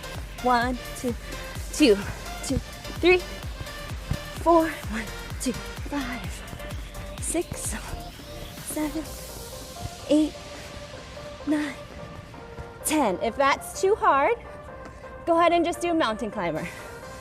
3, 4, 6, 7, 8, 9, 10. If that's still a little bit too challenging, you can always come back up and just do a regular jumping jack. 1, 2, 3, 4, 5, 6, 7, 8, 9, 10. Okay, we're almost done. 2 more exercises. Now we're gonna go back onto the floor and do a crunch. Really, really simple. Not gonna make it too hard. Just a pretty basic crunch. And again, there's a lot of different ways to teach this. So I'm gonna teach the way I do it. So you're gonna lay back. Make sure your back is flat on the ground. That's gonna keep your abs activated. You're gonna bring your knees 90 degrees. I like to put my hands behind my head, but you don't wanna jerk your neck. Okay, all of the motion should be right in your abs. Make sure you get a squeeze and you should feel the burn right in here. So let's do 20.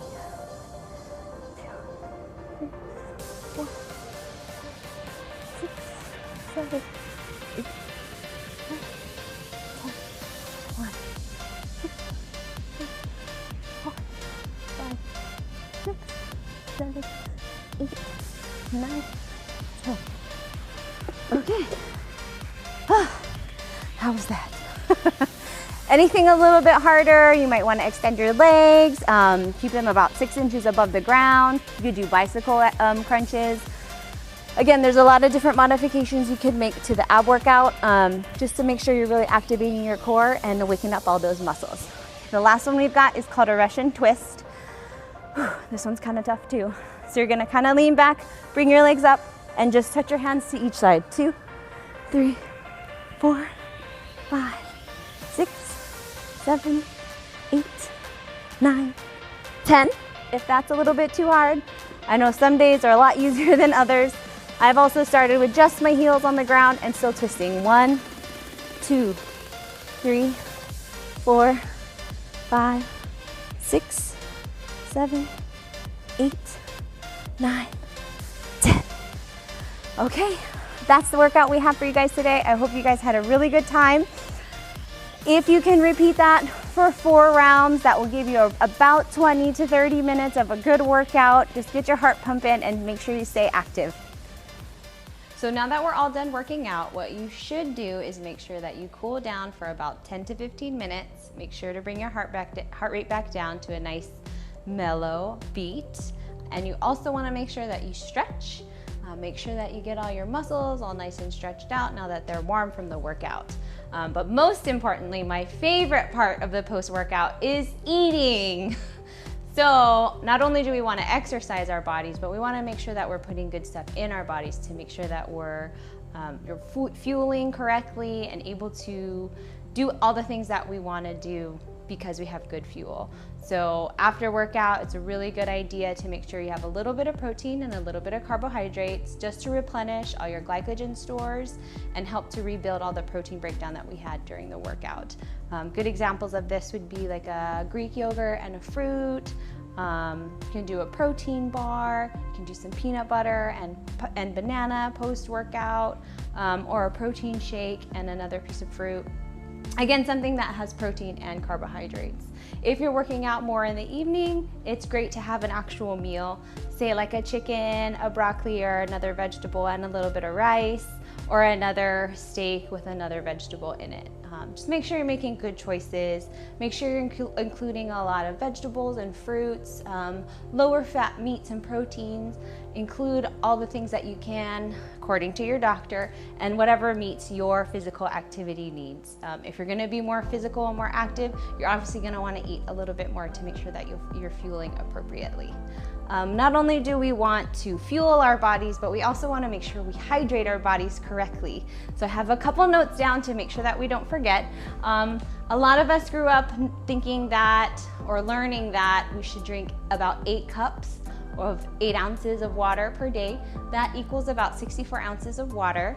The American or National Academies of Sciences, Engineering, and Medicine recommend about 120 ounces for a male and about 88 ounces for a female. Now, considering where we live, it's really humid, and considering that we're so active because we totally worked out, you should also increase your hydration or your water intake. So what I do, my rule of thumb, is your weight in ounces. So for example, if you weigh 140 pounds, you want to drink about 140 ounces per day, which if you have a 40-ounce hydro flask, that's going to be about 4 to 5 of those. Just be conscious, make sure you're drinking throughout the day just so that you're not getting too thirsty throughout the day and you're not drinking a whole bunch at night and then you're nice and bloated and super full from the water. So that kind of takes care of our bodies. Physically, being able to fuel yourself and be able to hydrate. Now, to take care of our minds and our spirits is also a really big part of self-care. I have a couple of things down. Some things that people do for their mindfulness activities is read, they pray, they meditate, whether that's a guided meditation or just sitting in silence, letting your thoughts go, just being in this stillness. It does require a different type of training. It's like a training, but for your mind. So not only do we want to train our bodies and make sure that we're physically active, but we also want to train our mind in that way too. Other people journal, whether again it's a guided journaling where you buy a book that has prompts, or you just open up a notebook and freely start to write. It helps get all of those thoughts and things that are on our mind down and helps to reduce the stress in our life. So ultimately, that's what our self-care is about. A lot of people also look to prayer, whether that's through devotionals, whether that's guided readings every day. It's always good to know that we can turn to our Lord to be able to help take the stress of our day off as well. Last but not least, my favorite thing to do is eat. My second favorite thing to do is sleep. So rest and recovery is actually really important. I stress that to the athletes more than the actual training itself. When you rest and recover, it actually allows your body to heal and actually get better. So without the recovery and the rest, you actually are just continuing to beat down on your body and break it down, break it down, and break it down. You don't give it time to actually rest, refuel, and come back to its optimal self.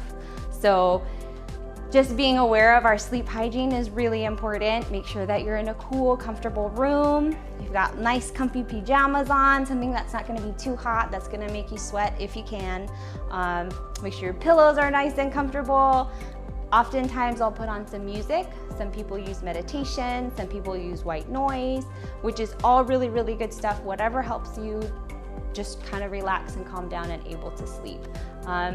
You can also put a timer on those things. So if you find on your phone or whatever you use for your noise kind of cancellation, just maybe see if you can put a timer on it just so it'll automatically turn off. Some people also use like a spray, like a lavender spray or a lavender sachet to help with scent. So oftentimes lavender will help relax us. And again, just kind of bring us into that moment of just kind of quieting, calming down the body and preparing it for sleep. Another good sleep hygiene practice in preparation for sleep is to step away from all electronics about an hour before you're ready to go to sleep. So that's assuming we put our phones away and they're not in the room. Just because that blue light really affects us and affects the way our body rhythms and timings are. So just go ahead and turn it off and leave it outside of your room. If you don't have any, what is that called? Sunlight blocking curtains, that really helps to keep the room dark. The darkness is a sign to our bodies that it's nighttime and it's time to go to sleep. So if you don't have any room darkening curtains, I do also recommend that you use a face mask, again, just to make sure it's nice and dark and help you rest.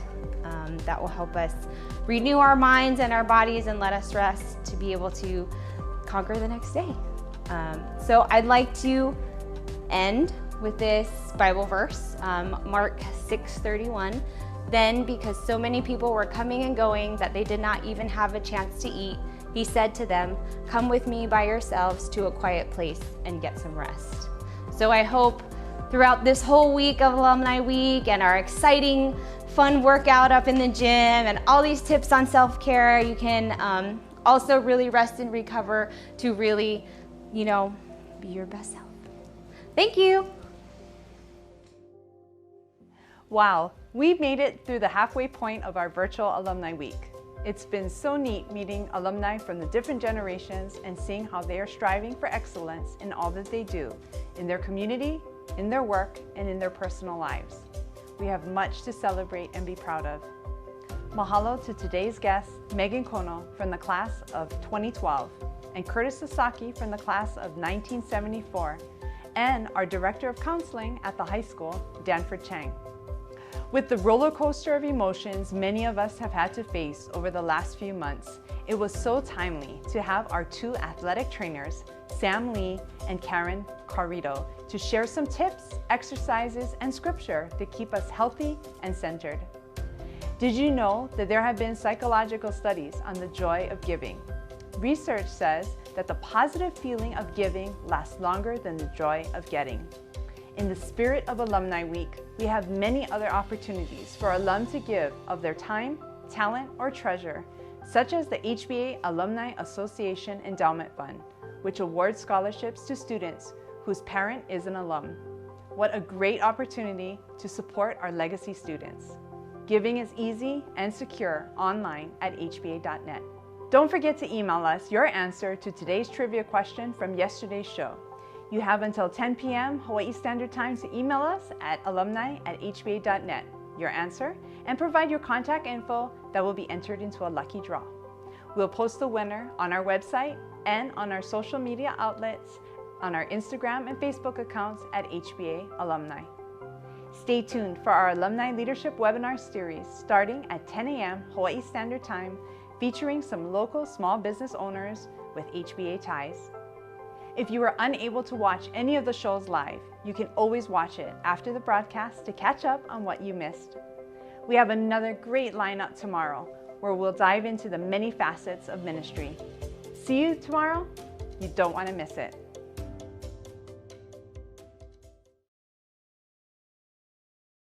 They that wait upon the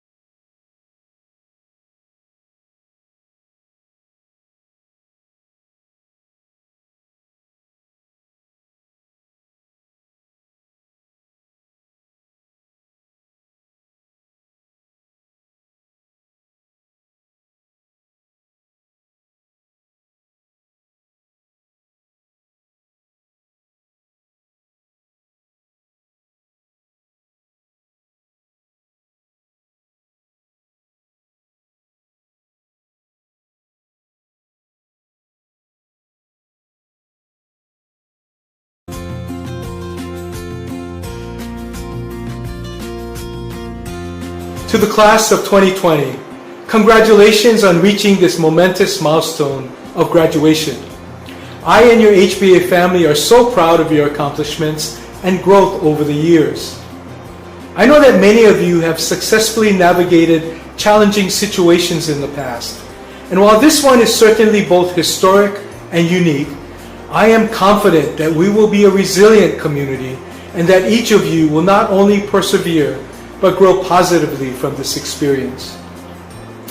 As you embark on the next chapter of your life, always remember that you have a home at Hawaii Baptist Academy. You will soon belong to an alumni community that is 4,700 strong, and we want you to know that we are here for you, to pray for you, to cheer you on, and to celebrate your future milestones. As Eagles, we stand united as one body under God. I hope you find comfort in Isaiah 40:31, our alma mater. But those who wait upon the Lord shall renew their strength. They shall mount up with wings like eagles.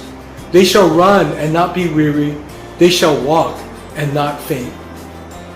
My prayer for you is that you will use all that you have learned here at HBA to shine His light wherever you may go, making this world a better place for future generations to come.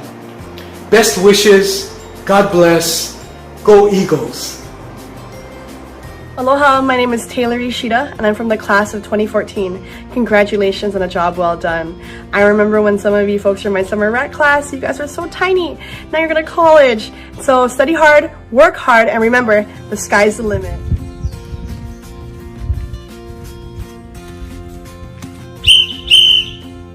Hi, I'm Katie Nakagawa, class of 2018. I'm Shay Suzuki, class of 2017. I'm Aluana, class of 2018. I'm class of 2020. Here's our message for you.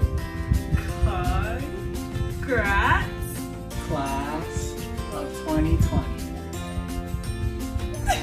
Hi, my name is Nicole Matsusaka Labar, and I am a member of the graduating class of 2005. Class of 2020, congratulations, you guys did it. I'm gonna miss seeing you around campus, but I know you guys are all gonna do great things. Continue to work hard and follow God, and you'll go far. Good luck.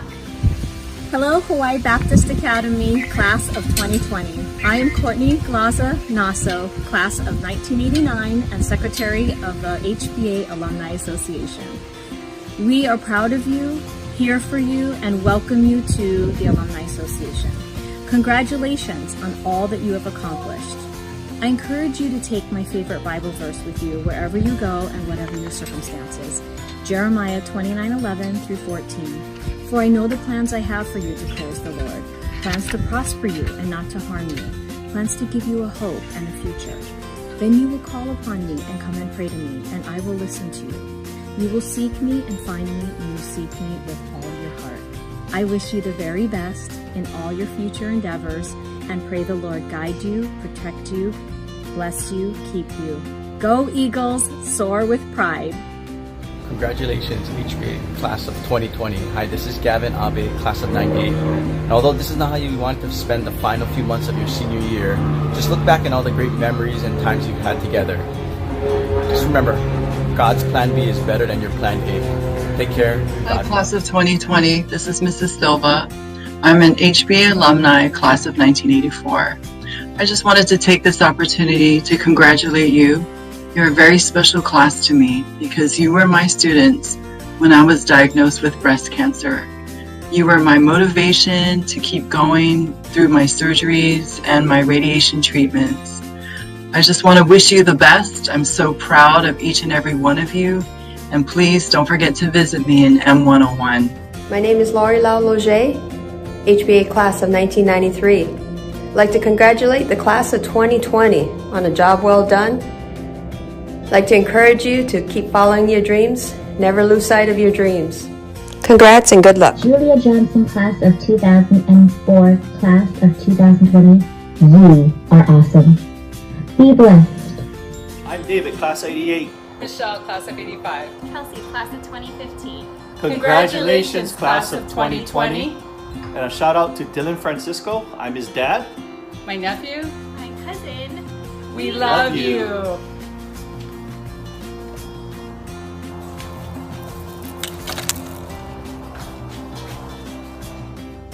Hey guys, this is Matt Kamada from the class of 2002. Congratulations, class of 2020. I've seen a lot of you grow up from your elementary days to where you are now. I wish you the best in your next adventure in life. God bless. Congratulations to the class of 2020. My name is Billy Takaki, leader, class of 1994, and Director of Institutional Advancement here at HBA. I know this is probably not the way that you thought your senior year would conclude, but you have overcome such great adversity. And it is this adversity that is only going to make you stronger and better prepared for life. I hope that the friendships that you have made throughout your years here continue and last for a lifetime. Here at HBA, please know that you always have a home, and we want to celebrate your accomplishments as you move on to the next phase of your life. So keep in touch with us. Focus your eyes on the Lord. Pray continuously. Serve others. Love others. God bless. You did it. Congratulations. Hi seniors, it's Mrs. Hirai here. I graduated from HBA nearly half a century ago, 48 years to be exact. Some of your parents weren't even born yet. I was one of 45 seniors who graduated in 1972. We were the last class to graduate from the original HBA campus in Makiki. We didn't anticipate that we would be learning online or that your senior year would be ending this way. You are such troopers. You kept a positive attitude, you took the high road, and you're making the best of life's challenges. This is just one moment in time, and it's history in the making. You have your whole future ahead of you. Make wise choices that will give you opportunities for success and happiness. And keep God near you. He loves you and He will always be there when you need Him. I leave you a blessing from Numbers chapter 6, verses 24 to 26. May the Lord bless you and protect you. May the Lord smile on you and be gracious to you. May the Lord show you His favor and give you peace. I wore my cap and gown to honor you. My dog Max and I would like to say,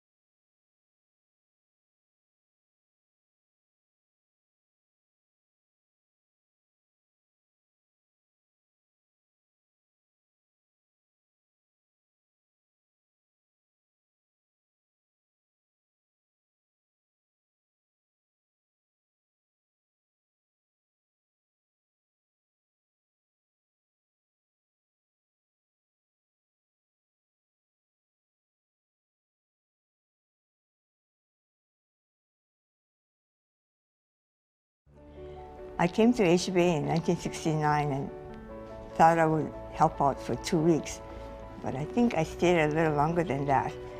In fact, I know HBA is a place of learning for our students, but for me as a young Christian, I received a lot of encouragement and help from Christian faculty and staff, but I must be a slow learner because I've been here for like 50 years and haven't graduated yet. One of my special memories about HBA is the purchase of the Poly campus, because we had waited so long and prayed so hard for a place where we would have a permanent school.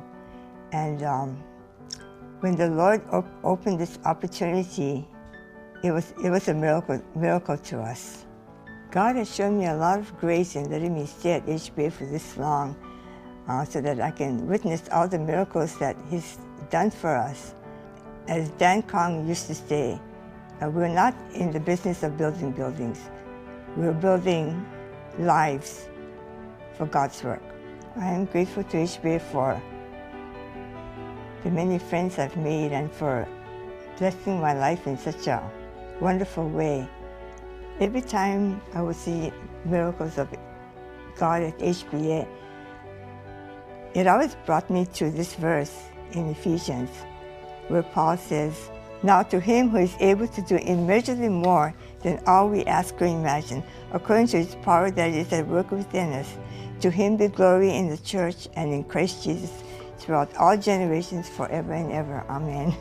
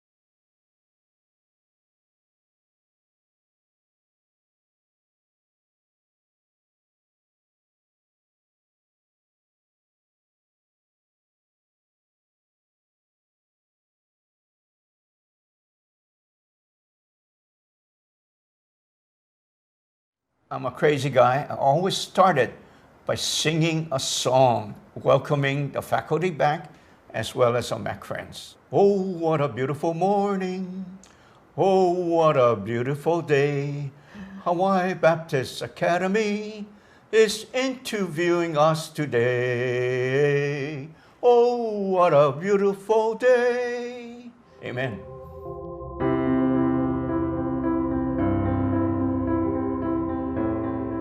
You know, I felt a real love affair beginning with the school. I just have a fondness for the school, its people, and even the new ones who are now on the staff, you know. We care about them and we pray for them, and we're happy when the school is, you know, honored by the Lord and by the community. You can see where the faculty, the coaches, and even the children are walking the talk, honoring our Lord. Number one, the vertical relationship, and number two, the relationship of others is so important. We are proud grandparents. Lynn would say she would rate me maybe as a C- husband, but I know she would rate me as an A+ grandpa. Our success is not our success. It's because of our relationship with our Lord and a relationship with all the people we work with in all the areas that I mentioned that has helped us humbly to get this award, you know, and we really appreciate it, and we will continue to support HBA, and we will continue to do whatever we can, if not in prayer, in giving, and encouraging others to take part in the HBA activities, or even send their children or grandchildren here, because this is a flagship school, not for ourselves individually, but it is for our Lord. Happy 70th anniversary, HBA.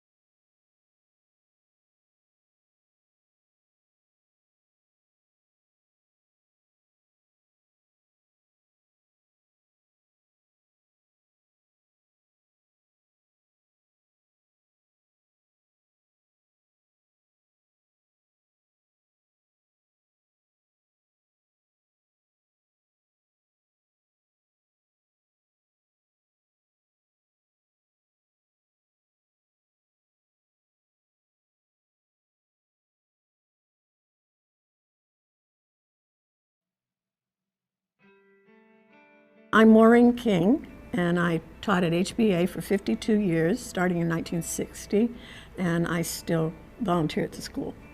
I was just graduating from Cal Baptist. I needed a job, and someone told me that Hawaiian Baptist Academy, as it was called then, needed teachers. I applied, was hired, didn't even know what I was going to teach. I'd never been on an airplane. But they had several other new teachers that year. I have built a network, or have become part of a wonderful network. They tell me I've taught thousands and thousands of students, some of which I remember. I was here long enough to teach their children.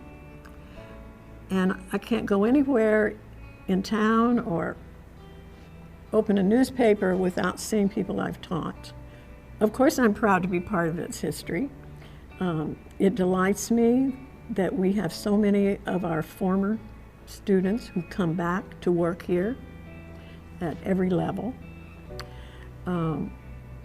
It delights me when I volunteer at the elementary school where the kindergartners read to me, and many of them are children of alumni. Even though I'm retired, I'm still involved. I still work with the student activity. It's academic, also with mock trial. I write a column for the HBA newsletter called Alumni Chronicles. I have become a quilter, and at first I thought of it. Good morning and welcome to day 3 of our HBA Alumni Leadership Series. My name is Jennifer Oyer, and I graduated from the class of 1997.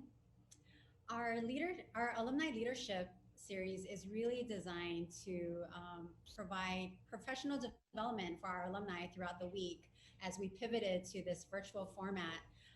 But it's also an opportunity for us to feature some really stellar alumni that are doing really amazing things in the community. And, so Monday we had Kurt Morrell from the class of 1987. He serves as the executive VP of Hawaiian Electric Industries, and he was joined by his colleague, Scott Sue, president and CEO of Hawaiian Electric. And then yesterday we had a really great discussion on service, and we were joined by Todd Edens, Karin Nakasone, and Courtney Nasso, who are really doing some amazing public service. And today our theme is excellence, and we are joined by two super special people, I would consider them young alumni, Jarrett Walters from the class of 2000, and you're celebrating your 20-year reunion this year. It's awesome. Yeah, we're truly celebrating 20 years. Yeah, and also joining us is Erin Uehara, And Erin, we will consider her an honorary alumni today, but her husband, Chris Uehara, graduated from the class of 2002. So welcome to the both of you. Thank you so much for joining us this morning. Thank you. And thank you for having us. Yeah. So today, again, our theme is excellence. And kind of like what I've been saying throughout the week, we were really excited about the alums that we were able to connect with specific themes, right? And when we thought of the word excellence, we thought, you know what, let's ask Jarrett and Erin, like you two popped up just like immediately. Not only because of the work that you folks are doing in the community, but also as business owners and operators. And you folks are leading super dynamic teams during a really unprecedented time, right, during COVID. So we wanted to talk to you a little bit about that. But I wanted to give you folks a chance to just kind of quickly introduce yourself and then share a little bit about your business. So Erin, I'll start with you. Oh, hello everyone. I'm honored to be here. Like Jennifer said, married into the HBA family. So my husband is Chris from the class of 2002, but I also have 3 sister-in-laws that graduated from HBA. They all went there from kindergarten through 12th grade. So Nicole Uehara, class of 2000, Summer Uehara, class of 2006, and Lori Uehara, class of 2009. And my in-laws, Russell and Carolyn Uehara, have been really strong supporters of HBA. So pretty sure my kids are also going to HBA, and just really excited to be here.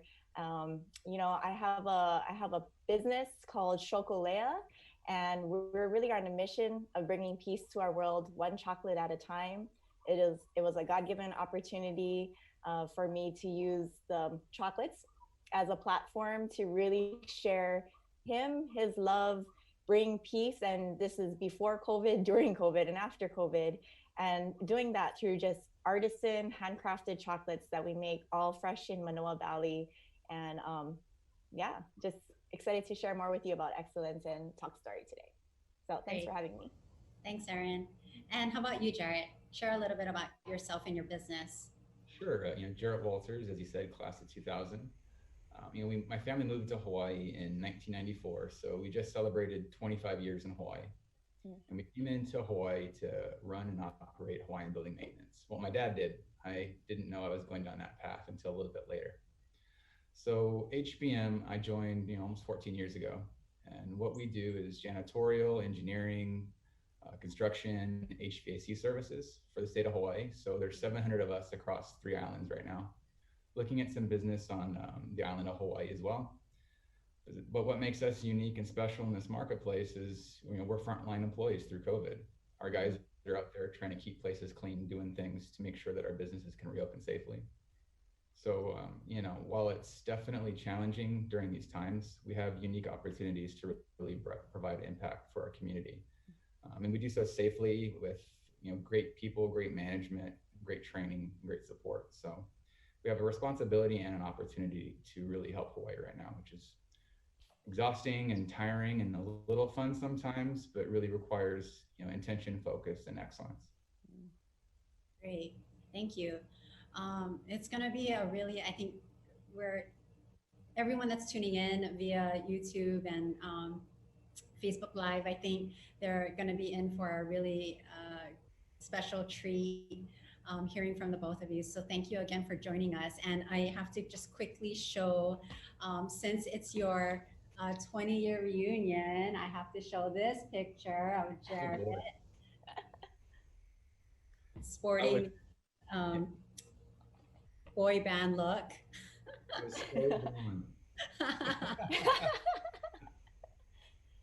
So again, today our theme is excellence. And we had a really great discussion with Danford Chang, who is the Director of Counseling here at HBA, and he talked about excellence and said some really great things about, how they encourage the students to, pursue excellence in their own way. and not compare. You know, we live in kind of a social media world where you get on social and the first thing that you want to do is compare yourself, right, to all of these people that are taking fabulous vacations and all this kind of stuff. But, you know, he talks about just going through your own process of learning what excellence means for you. So I'm going to start off and ask you, what does excellence mean to you? And I'll start with you, Jarrett. That's a great question, Jennifer. And you know, when I think about excellence and what I learned from HBA is excellence really requires you to have a core set of values. If you can really get crystallized with what's important to you, whether it's personally or with your business, then you're able to really focus on those touchstones. And so for me, excellence means keeping in front of you, regardless of circumstance, the things that make you who you are. So in our business, it's taking care of our people, making sure we operate with integrity so that we can operate for a long time, and doing things safely and professionally. In my home, it's making sure that my wife and son feel loved and that we can always put forth our family goals first and foremost. And it's really hard to go bowling and not see the pins. And whether it's personal or professional, if you don't know what you're aiming for, it's really hard to hit it. Yeah, that's a good point. Erin, how about you? What does excellence mean to you? You know, when you say that during this particular season, my first reaction was only possible with God. I actually looked up the definition about it being extremely good or outstanding, and I feel like that word is at a whole nother level from good or great. So I really had to reflect on it and think, what is my personal definition? And for me, I think excellence is really about living out your God-given purpose with your God-given abilities to the best of your ability, to value others and glorify Him. So that's kind of the definition I came up with, similar along the lines to Jarrett. And I'm so excited to. I'm forgetting that I'm on this, because when you speak, I'm just gonna start sitting back and taking notes, because you know, like what he said, just having those values and knowing what you're aiming for, and looking at that purpose that God's put in front of you, that's what you're striving for. And that's something usually so great that's why I say I feel like I can only do it with God. Yeah, Jarrett, you know, I really liked what you said about, you know, core set of values, integrity. That is all part of, you know, the whole package of what excellence is. One of my favorite verses comes from 2 Corinthians, and it says, like, but as you excel in everything, in faith and speech and knowledge and love, see that you excel in the act of grace as well. And I think, you know, the word empathy has been coming up a lot over these past 2 days as we're talking about leadership. And I think you also hit the nail on the head in talking about integrity and being a core value for leadership and excellence. So thank you both for sharing that. So I'm kind of curious, you both are young leaders in the community.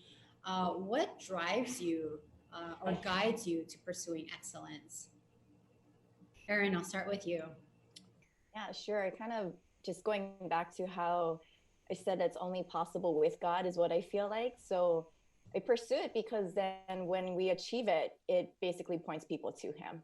So like kind of like you were mentioning what the counselor was saying about how there's so much noise and there's so much distraction in the world and so much to look at. To get people's attention, you almost have to do something that's so outstanding, that's at that level of excellence that people look and say, how did you do that? Or why did you do that? And then at that point, I can kind of respond, well, because of God. And, you know, for me, my personal mission, and which aligns with my work and my business, is really about being the light, His light in the world, and leading people to Him. So that's kind of why I want to be able to not only pursue excellence in good times, but really in the adversity and the hardship like we're facing now, because this is when people are really looking to see how you're going to react and what you're going to do. You know, in the good times, when you're in your comfort zone and you're in your element, people expect the excellence, but it's really when you're not, and you're not in that zone, and you're not in that time, in that season. And when you are able to excel, then they'll ask how, because they want it too. And that's the opportunity to point people to him. So that's why I pursue it. Oh, that's great. And Jarrett, how about you? What drives you or guides you to pursuing excellence? Wow, I wish I had as eloquent and thoughtful an answer as Erin, but when I think about it, I think, that God does give us opportunity and he does give us gifts. And whether it was, the opportunity through HBA to play a number of sports and compete, or just being involved in things, being involved with stuff is always important to me. I've come to find that when opportunities occur, I tend to be very calm under pressure and that I can help people get through things. And so with those gifts that I was given, it helps really push things forward for whether it's our family or business. Just this morning, my wife and I were talking about, having another kid. And so looking into that in the COVID world can be very scary. We had a conversation with our doctor that I wouldn't be allowed in the hospital room with her, whether it's for like the first heartbeat or anything like that, which could be, really scary. And, thanks for giving me the comfort to share so openly and freely here in this venue. But nonetheless, my wife still looked at me and said, I've always been a rock for her. Consistency, integrity, a drive to do the best that I can. It's always been something for me. There were times in my life where I didn't sleep the greatest, but I also realized in retrospect that those were the times that I didn't really use all of my gifts to their fullest. So by focusing and by ending the day with the knowledge that I did everything I could that day, I really could find greater peace of mind and know that I haven't wasted my gifts. Well, thanks for sharing that. We'll be praying for you and your wife as you, go through this next chapter. I appreciate all the prayers. You bring up a great point too about utilizing your gifts and talents. And I kind of want to dig a little deeper on that.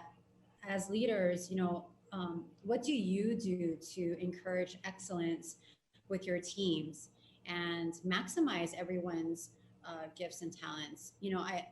I would think it would be really hard, especially maybe for you, Jarrett. You oversee 700 employees, and Erin has a solid team too. So how do you as leaders bring out the strengths and the gifts and talents of your employees? Erin, I'll start with you.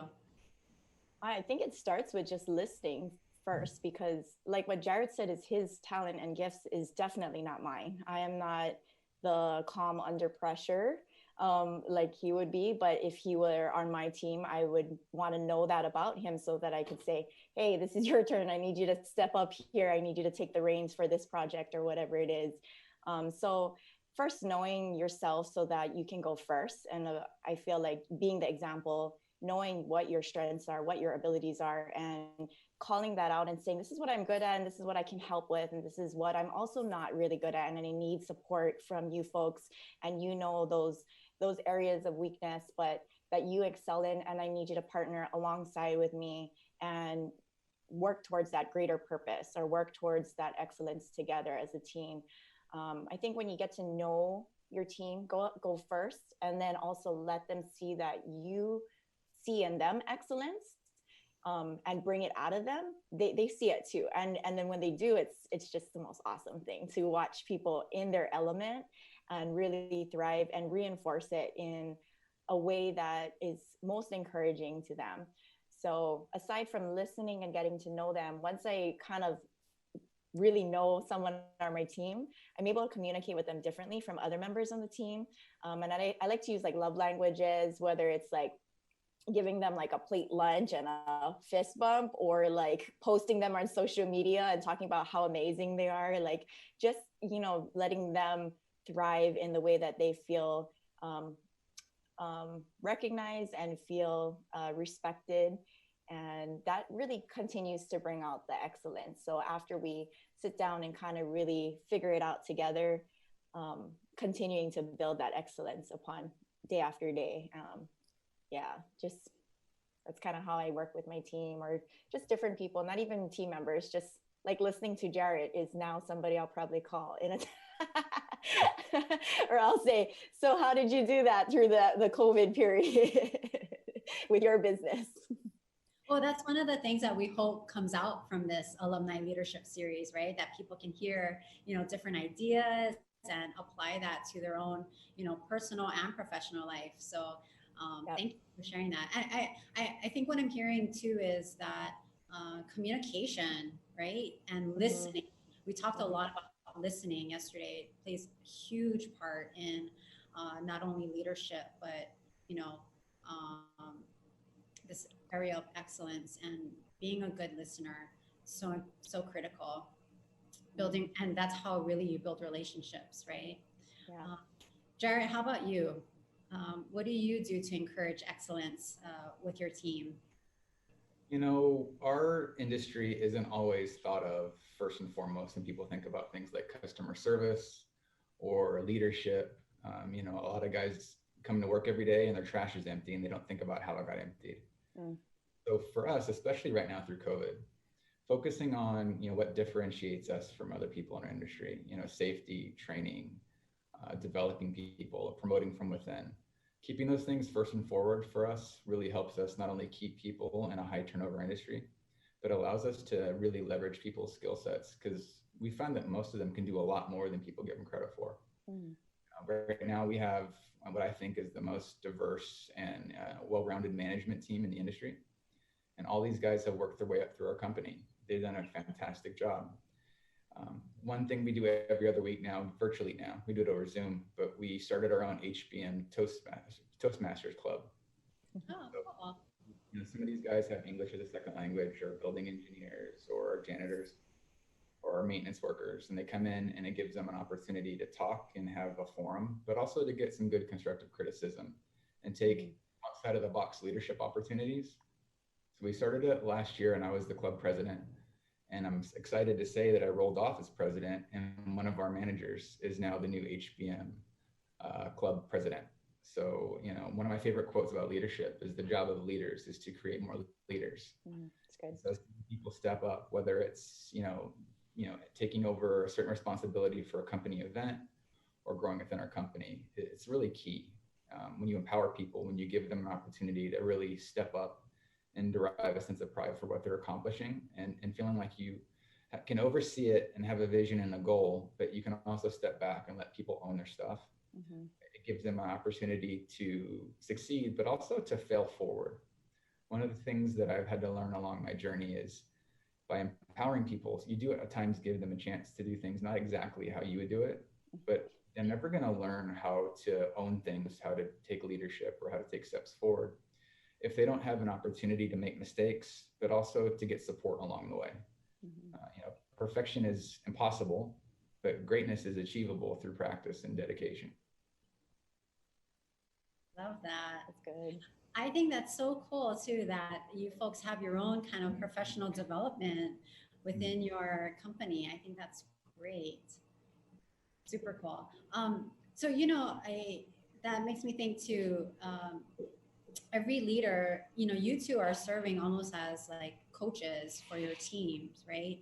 Or mentors for your team members. Who has been a mentor for you folks, or a coach for you, someone that you look up to? Jarrett, I'll start with you. Well, sure. I've learned a lot from my parents, mom and dad, along the way. When I look and I think about coaches, I remember I had a couple of really great coaches at HBA. Back when I was an intermediate, we had Coach Bobby, and then when I made it to varsity basketball, Coach Reed. And what I liked about them is, I was the tallest kid on the team, more or less. And they always, worked to develop, my weaknesses, not just my strengths. For those of you who played basketball in Hawaii and you're over 5'10", they tell you just go in the middle and get rebounds and don't dribble.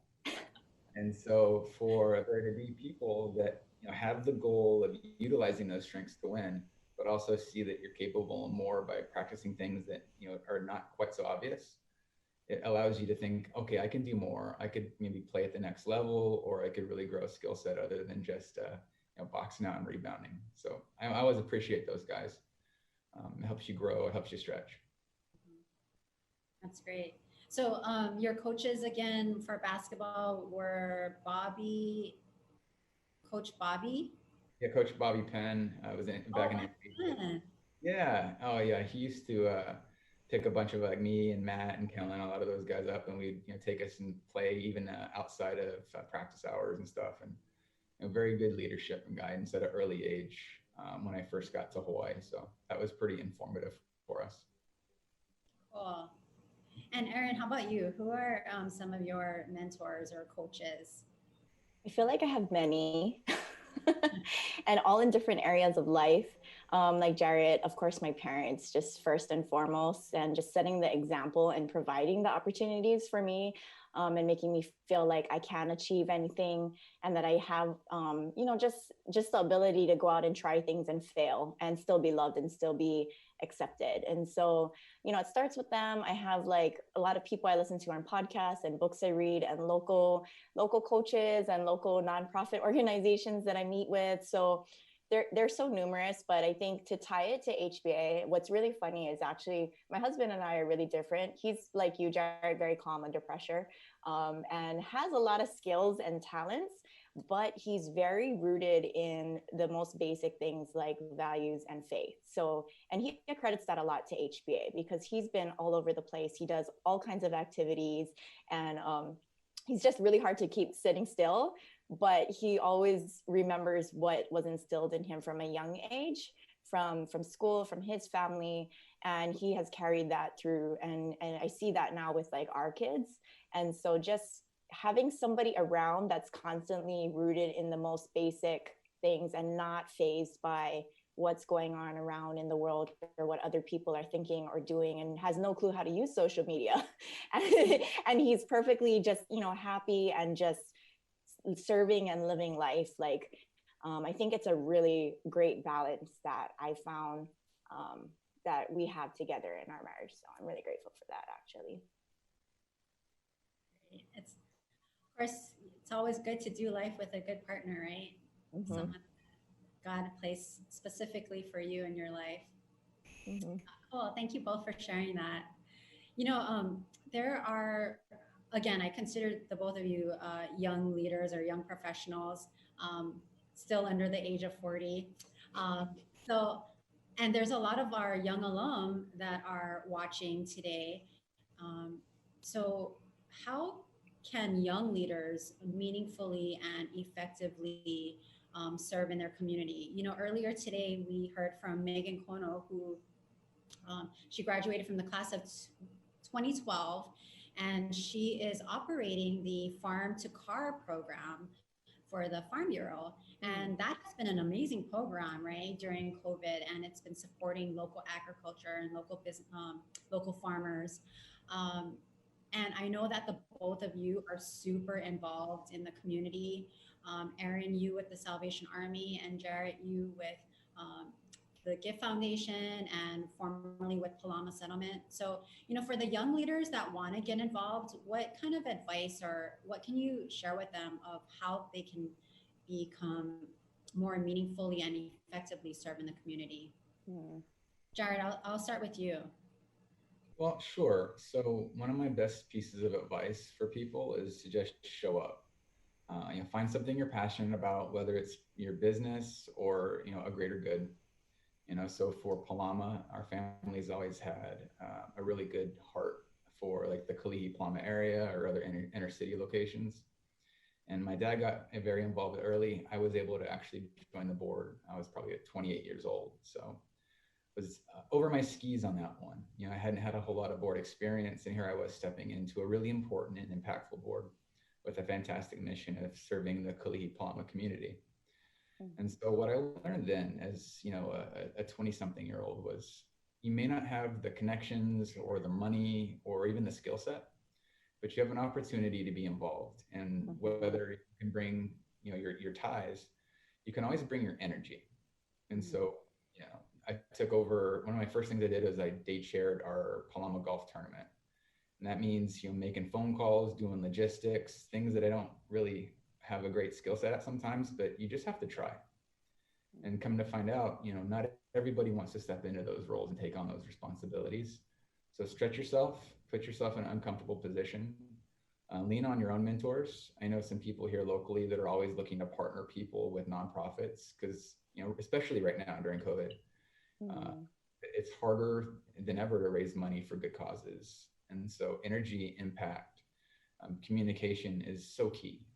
With Gift Foundation right now, we've got a fantastic mission, but we've always centered around a really big event. And guess what? This year is going to be very challenging to put a bunch of people into a room. Yeah. So we're going to have to pivot and utilize energy and skill sets and all those things. So I couldn't do now what I do in a nonprofit world if I didn't start somewhere. And every journey has to start with the first step. So, find a board or get on a committee. Right now, I'm the board president for Associated Builders and Contractors.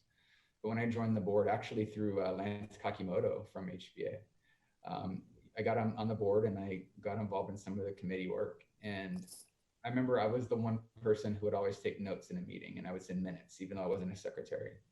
Just by showing up and being involved and being attentive, you have an opportunity to add value. And over time, just being aware, communicating, and working towards a common goal, you find yourself with really interesting opportunities that you can seize if you choose to. Mm-hmm. Yeah, that's great. Two things that really stuck out of what you said that was mentioned yesterday by Natalie Hahn Phillips is just show up. And I think that's really important. One of the first lessons that I learned when I sat on the Chamber of Commerce of Hawaii board was to just show up, because I felt so out of place. There's these huge, big community leaders on that board. And then there's me, who was a nobody. And I'm like, oh my gosh, I was so intimidated. And I remember Sherry McNamara telling me, just show up. They want to see that you at least make the effort to come to the board meetings. So I think that's a really key thing that you just shared. And then having the passion, right? You have to be passionate about the time, where you're spending your time, especially, if you're young parents and you have to balance work and life. And then you also want to do community service. You have to be passionate about what you're going to spend that extra amount of time with, right? So great points. Thank you.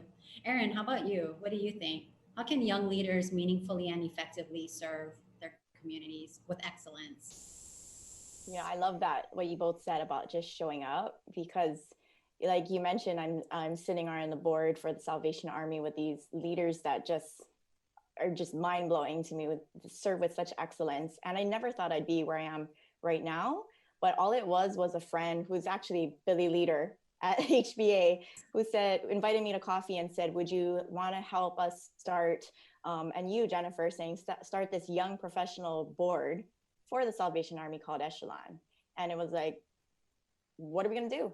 I don't know. What is the purpose? Who are we serving? And just knowing that mission and it aligns with my values and my purpose. And I said, sure. And then we didn't know what to do from there, but we showed up, we figured it out together. And that was part of the fun, because even if you feel like, well, I don't know what my purpose is, I don't know what what organization I'm supposed to be with. It's like you folks said, showing up, just starting to look at others and the needs of others while you're there, instead of yourself. Like, what is my purpose? What is my vision? But just saying, okay, I'm here.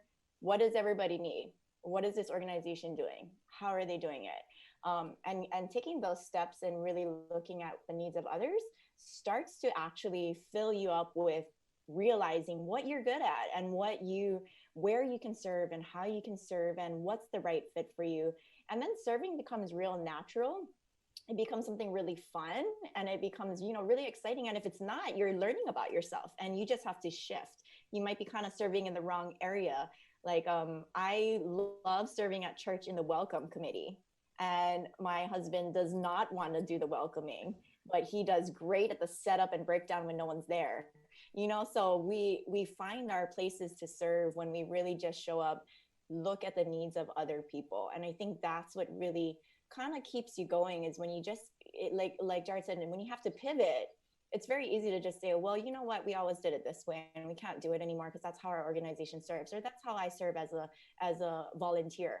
But when you say, no, what do these people really need? Or what does this organization really need? You find a way around that, and you find a way to kind of just be more creative and grow in the process of figuring out how you can value others. So I would say to young leaders, don't worry about everybody else. just show up, look at other people, stop looking at yourself, just look at other people. And that's all you got to do. And then from there, you'll look back and say, wow, I grew a lot. I did a lot. I feel great about how much I helped, when you take the focus off yourself and just show up for other people. Yeah. I think it's a real opportunity. I liked what you said about, learning about yourself. You may think that you're into something, and then you try it out and you're like, maybe that's not for me. And then you change to something else. I think the big word of the year is pivoting, right? So you can always pivot to something else that you don't like.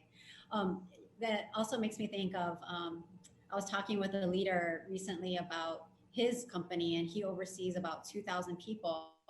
And he said, one of the things that I've really come to admire and respect about the millennials is that they can pivot so easily. They're not stuck in a certain way. And he's like, old people like me, this whole COVID thing has really thrown us for a loop because we don't know how to change. We're so stuck in our ways.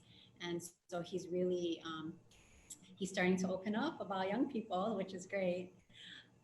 I want to talk a little bit too about, we talked some about professionally, but, I'm kind of curious on the personal side.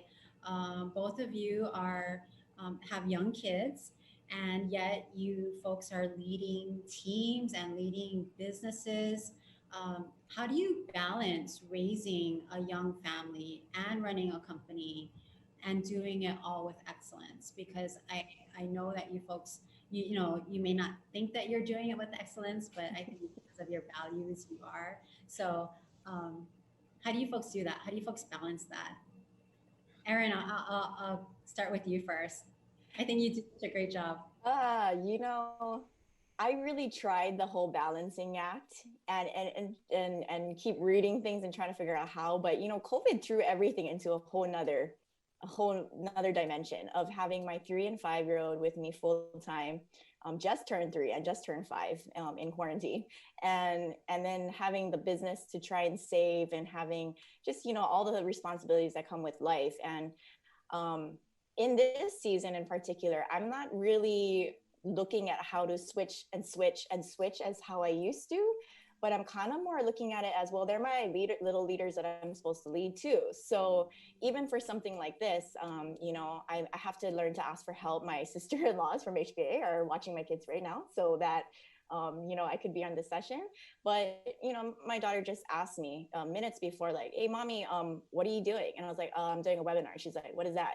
And then it's like, I can easily just be like, yeah, just go, like I gotta get ready and stuff. But trying to look at it as opportunity to lead both them and whoever I'm with, and learn from them, because they sure are teaching me a lot about life and everyone. So not really looking at it as, well, business offers me this, and my kids, I have to do this. And then, but really integrating both, and even trying out things that I would want to do in business with my kids, like routines and procedures.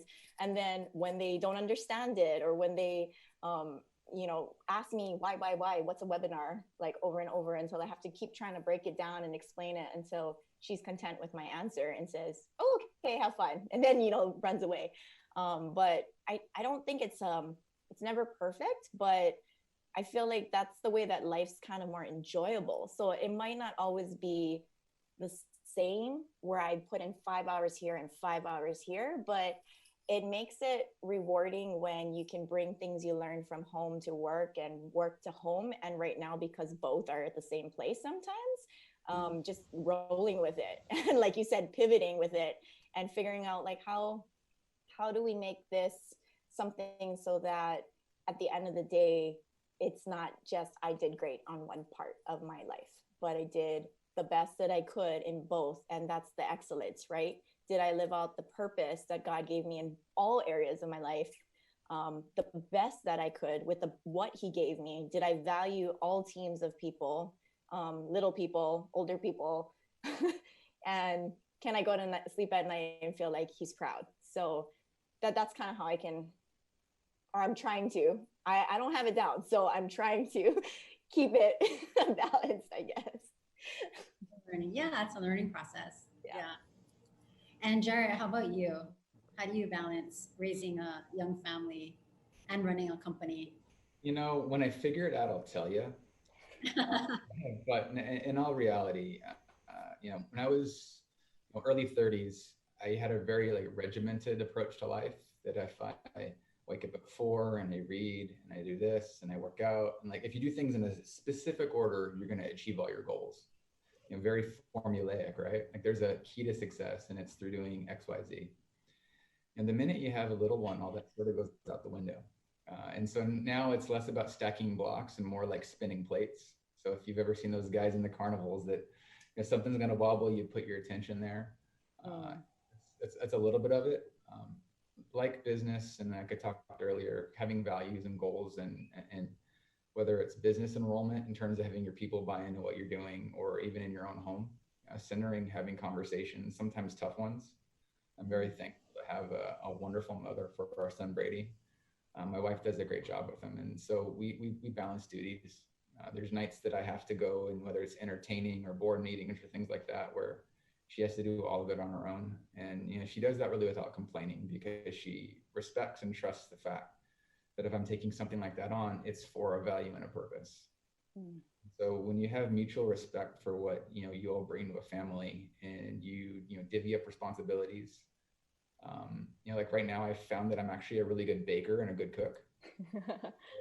My wife is the greatest teacher in the world. Like the things that she thinks of in like teaching our son, you know, how to say this or do that. Like at a young age, he would carry his diaper from the bath and put it in the trash can. And it just would have never occurred to me. But like she's got such a great mind and focus for helping him develop and grow. And so sometimes I step into more of a support role. Like, okay, I'm going to cook breakfast. You guys play games. We'll all eat together. But it's teamwork, and it's leveraging each other's strengths and supplementing each other's weaknesses. It's also not getting your feelings hurt, because sometimes when you have to make a choice at times. I have to be here. I want to be here. And we moved into our new building in March, and we had a pretty extensive, interior renovations and whatnot, on top of just business being tough.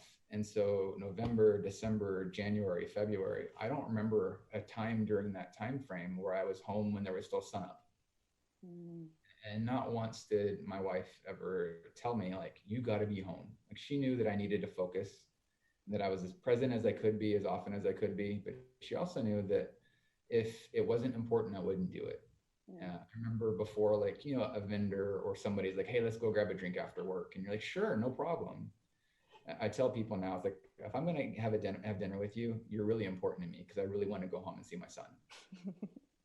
And so, you know, choosing things, having your values in front of you, like I said earlier, making good decisions to put yourself in the places that's either for your family or your business or both to be successful.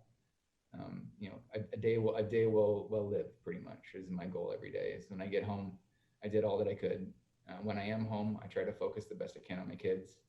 Some days I'm answering emails and typing back things while my wife's feeding them dinner, but I'm sitting right next to them and engaging. So it's not always perfect, but, you know, you just have to do the best you can. Yeah, great. Well, it sounds like the both of you have really excellent partners, so that's really important, right? That helps with the balance. You know, I wanted to leave some time at the end for questions from people that are coming in and that are watching live. But, you know, one last question, pivoting back to on the professional side, what is the process that you folks go through in making decisions? You know, I think that's a part of setting the bar for excellence. So I'm curious, I want to learn, like, what do you folks do? What is the process that you go through in learning how to make a decision? Erin, I'll start with you. That's a really good question. You're making me reflect on this. I'll probably have a different answer, or a better answer, if I write it out, because just to make the decision of how to answer the question is probably the decision process I would go through, which is I would think of the question and I would normally kind of write big decisions.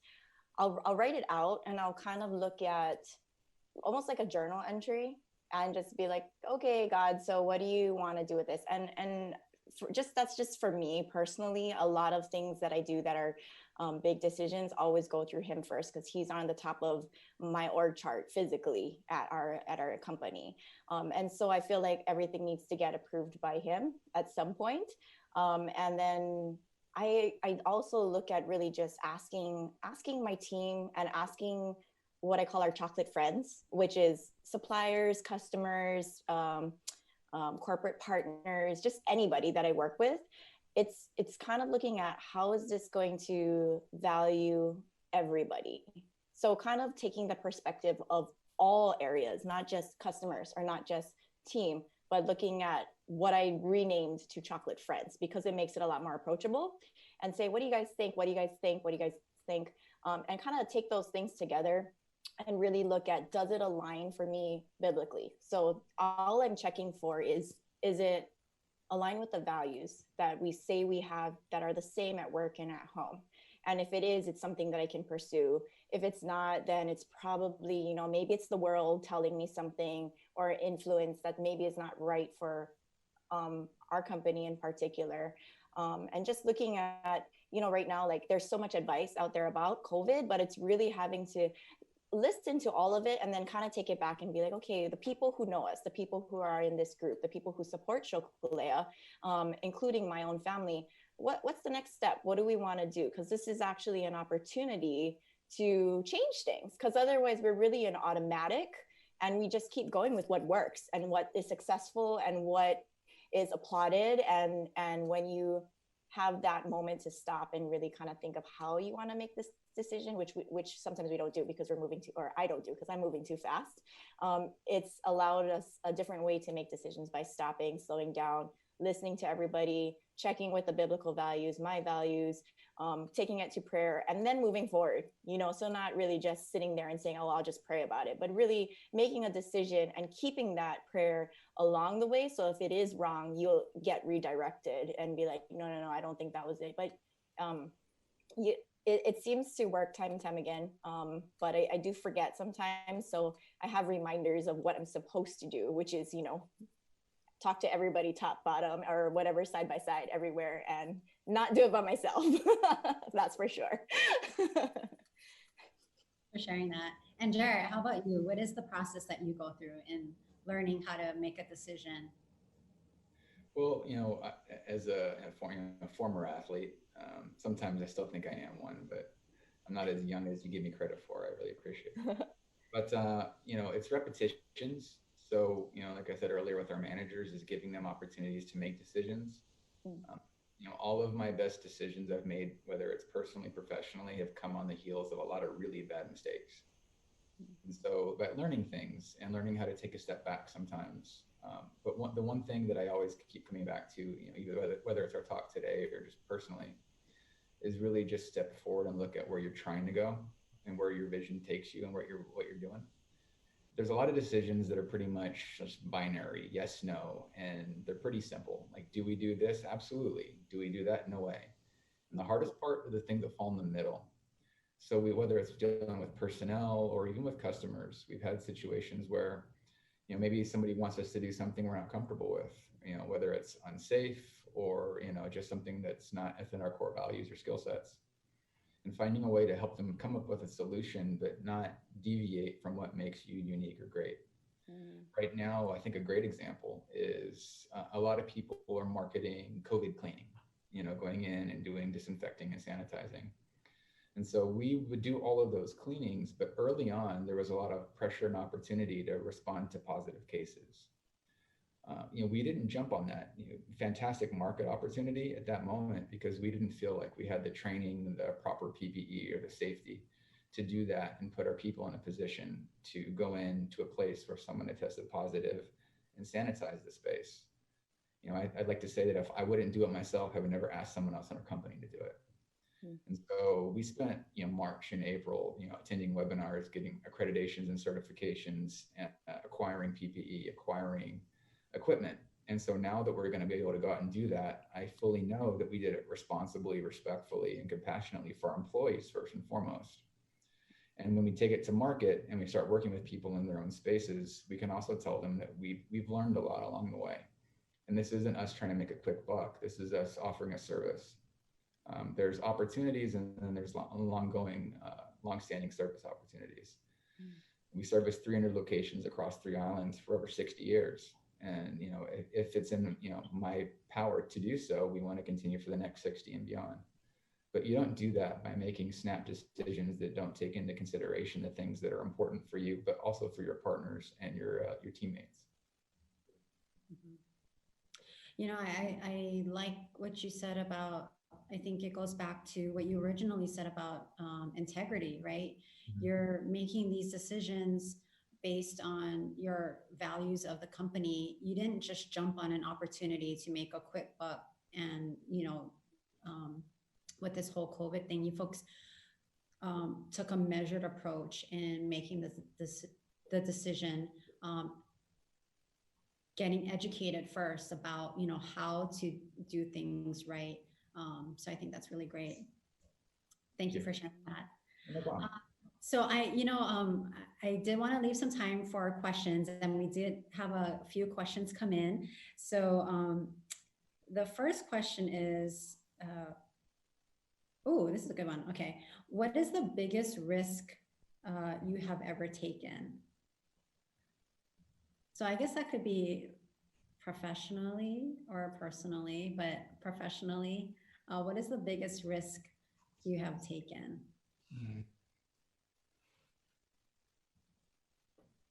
I'll jump in on that one. So, you know, I never had intended to come into, you know, the family business, so to speak. So when I graduated, you know, I did some stuff after college. At one point I had my own business doing surgical equipment sales and repairs. And then one of the greatest risks I ever took is I was preparing and looking at law school and all those things. And my dad gave me an opportunity to say, hey, why don't you come work for us for a couple of years, try it out. We could use some help. You can always put some money aside and do that in a year or two. He said, if you got it in you, give me 5 years, see how you feel about it. And that was, you know, 14 years ago. So, you know, mixing personal and professional or business and family can seem like a pretty big risk sometimes. You know, you never get to have just a casual Thanksgiving dinner when you guys work together. So you choose a life of trying to balance that. And it's been a good risk that's paid off quite well. I've really learned a lot here at the business, but it's not come without challenges, as anybody who works in any family business would say, but it's worth it, very much so. Yeah.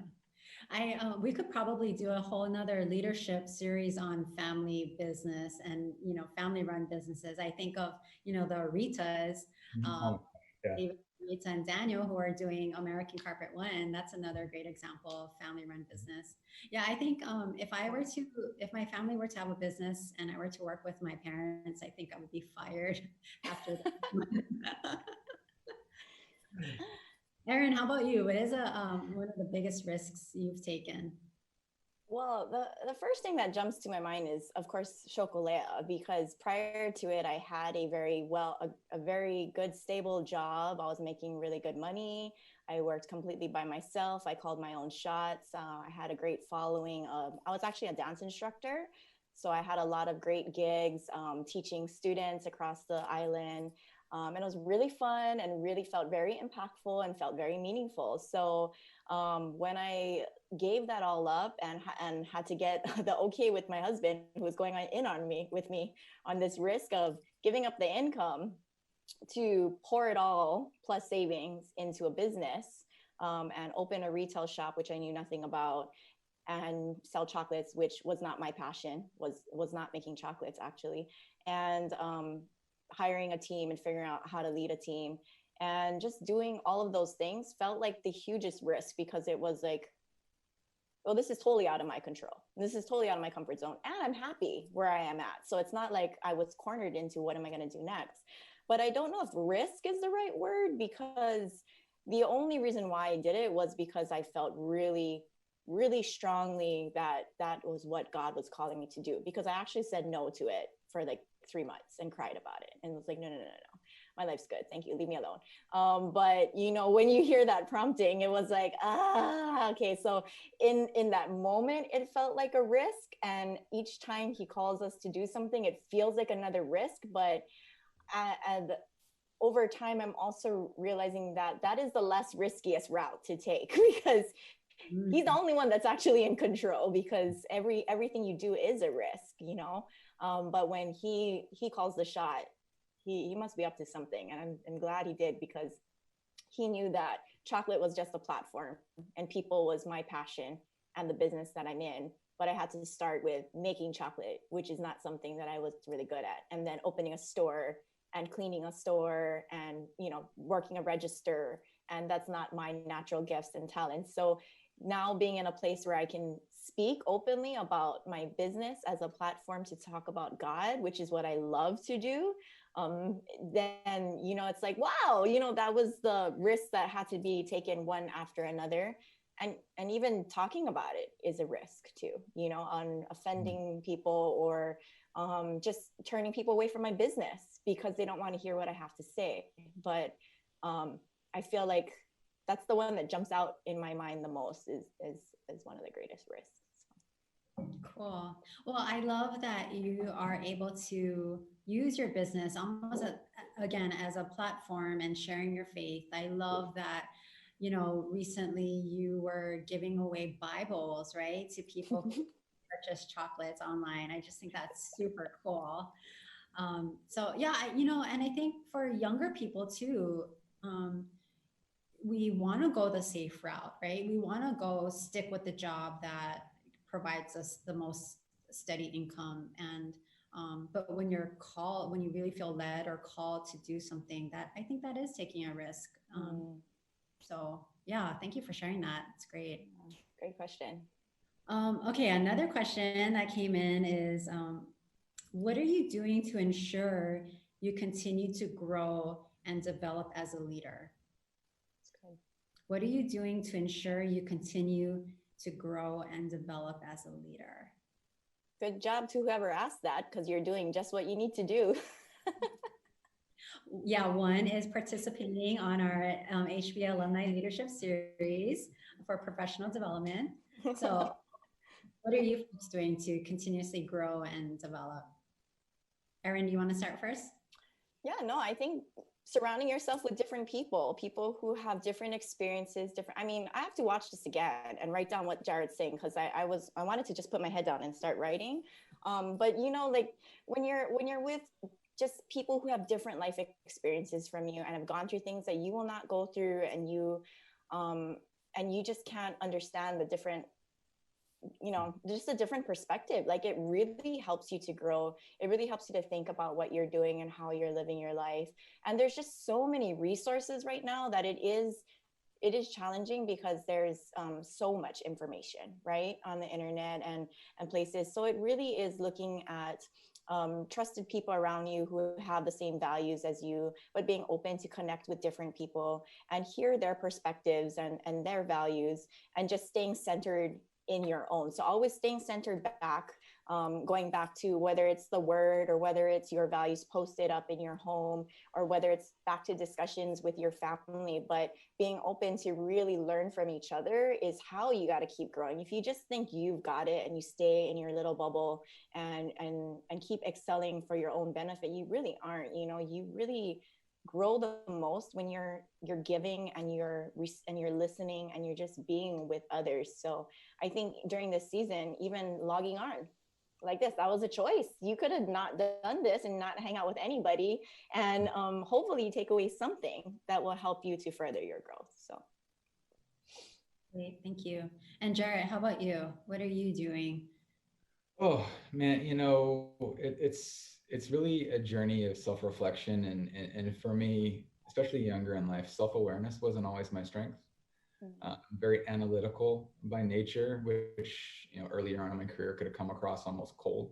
It was never that way in my heart, but, you know, being able to connect emotion and compassion and empathy into, you know, decision making from a place of logic and analysis can be challenging. Everyone's leadership journey is super different. But I do think that part of it is centered in a core of listening and understanding. So I talk all the time through this conversation about, visions or values and goals. Some things you have to set for yourself, but other things, especially with a company like us, we sign up with leaders. Before we went and we did all those things, I took focus groups out of the people that I consider to be great leaders in our business. And I brought them in and I asked them, what makes an ideal manager in HBM for you? Or what does an employee, what does your perfect employee look like? And we put things on big pieces of paper. We wrote all over the walls. It was just everywhere. And so we were learning from each other constantly through that part. And that later would inform us as we looked at, what was our stated values earlier? What are our values now? What things are we going to focus on more so? What things maybe don't resonate like they used to? So reflecting, being self-aware is really important, but also the knowledge that leadership is a never-ending journey. I used to think, like I said earlier, if you organize stuff a certain way, you read the right books, you do the right things, you'll get the right results. But really allowing yourself to have different opinions, listen to different things, and intake different stuff. Like one of our people in accounting would always say, garbage in, garbage out. I believe that to be the same for leadership too. So taking in positive things or things that do, align with your values. It may not necessarily agree with everything, but it has to come from something that resonates internally. And just being willing to know that, okay, you finished this race, you've read this book, or you've done this class. Well, then you have to, take it upon yourself proactively to look for the next thing to help you develop along your path. Find the next board that you're going to learn on, or take the next leadership course, or really just sit down with people differently and ask new questions. It's really a never-ending journey. And when you think you got it, that's when there's probably a really big opportunity to learn, because, plateaus are usually followed by really steep climbs. Yeah. Oh, I love that. Yeah, that's great. I really hope that, especially for the young people now, we're talking about, Billy and I were talking about this earlier, how we really wish that young people would just take the time to ask questions and to learn. If you have opposing viewpoints, now it's in a world that's so divisive, really taking the time to learn about what someone else is thinking and why are they thinking that. When this whole Black Lives Matter thing came up and this whole discussion about racism, I reached out to a couple of my friends to ask them, please tell me, why are you thinking that? I really want to learn more. And I really feel like that's how you also kind of grow and learn, right? Just listening, taking the time to listen to others. Gosh, I can't believe that we're already at 11 o'clock. The time went by so fast. I really just want to say thank you so much to the both of you for not only sharing your wisdom, but also just taking the time to talk story and help others learn and grow by sharing your words of advice. So thank you both. Thank you, Erin. Thank you, Jarrett, for your time. Jarrett, for giving back to HBA and just for the time that you spent with us. We really appreciate it. And for everyone that's tuning in, join us tomorrow for our Alumni Leadership Series, where we're going to be joined with Tim Savage from the class of 79, Steve Newman from the class of 1980, and Zach Hicks from the class of 1998. And we'll be talking about ministry and utilizing your gifts and your talents for ministry and serving God. So again, thank you both for your time. We really appreciate it and hope that you folks have a great day. Thank you. Thank you. Enjoy, everybody. Be safe. Thank you. They that wait upon the Lord shall renew their strength. They shall mount up with wings as eagles. They shall run and not be weary.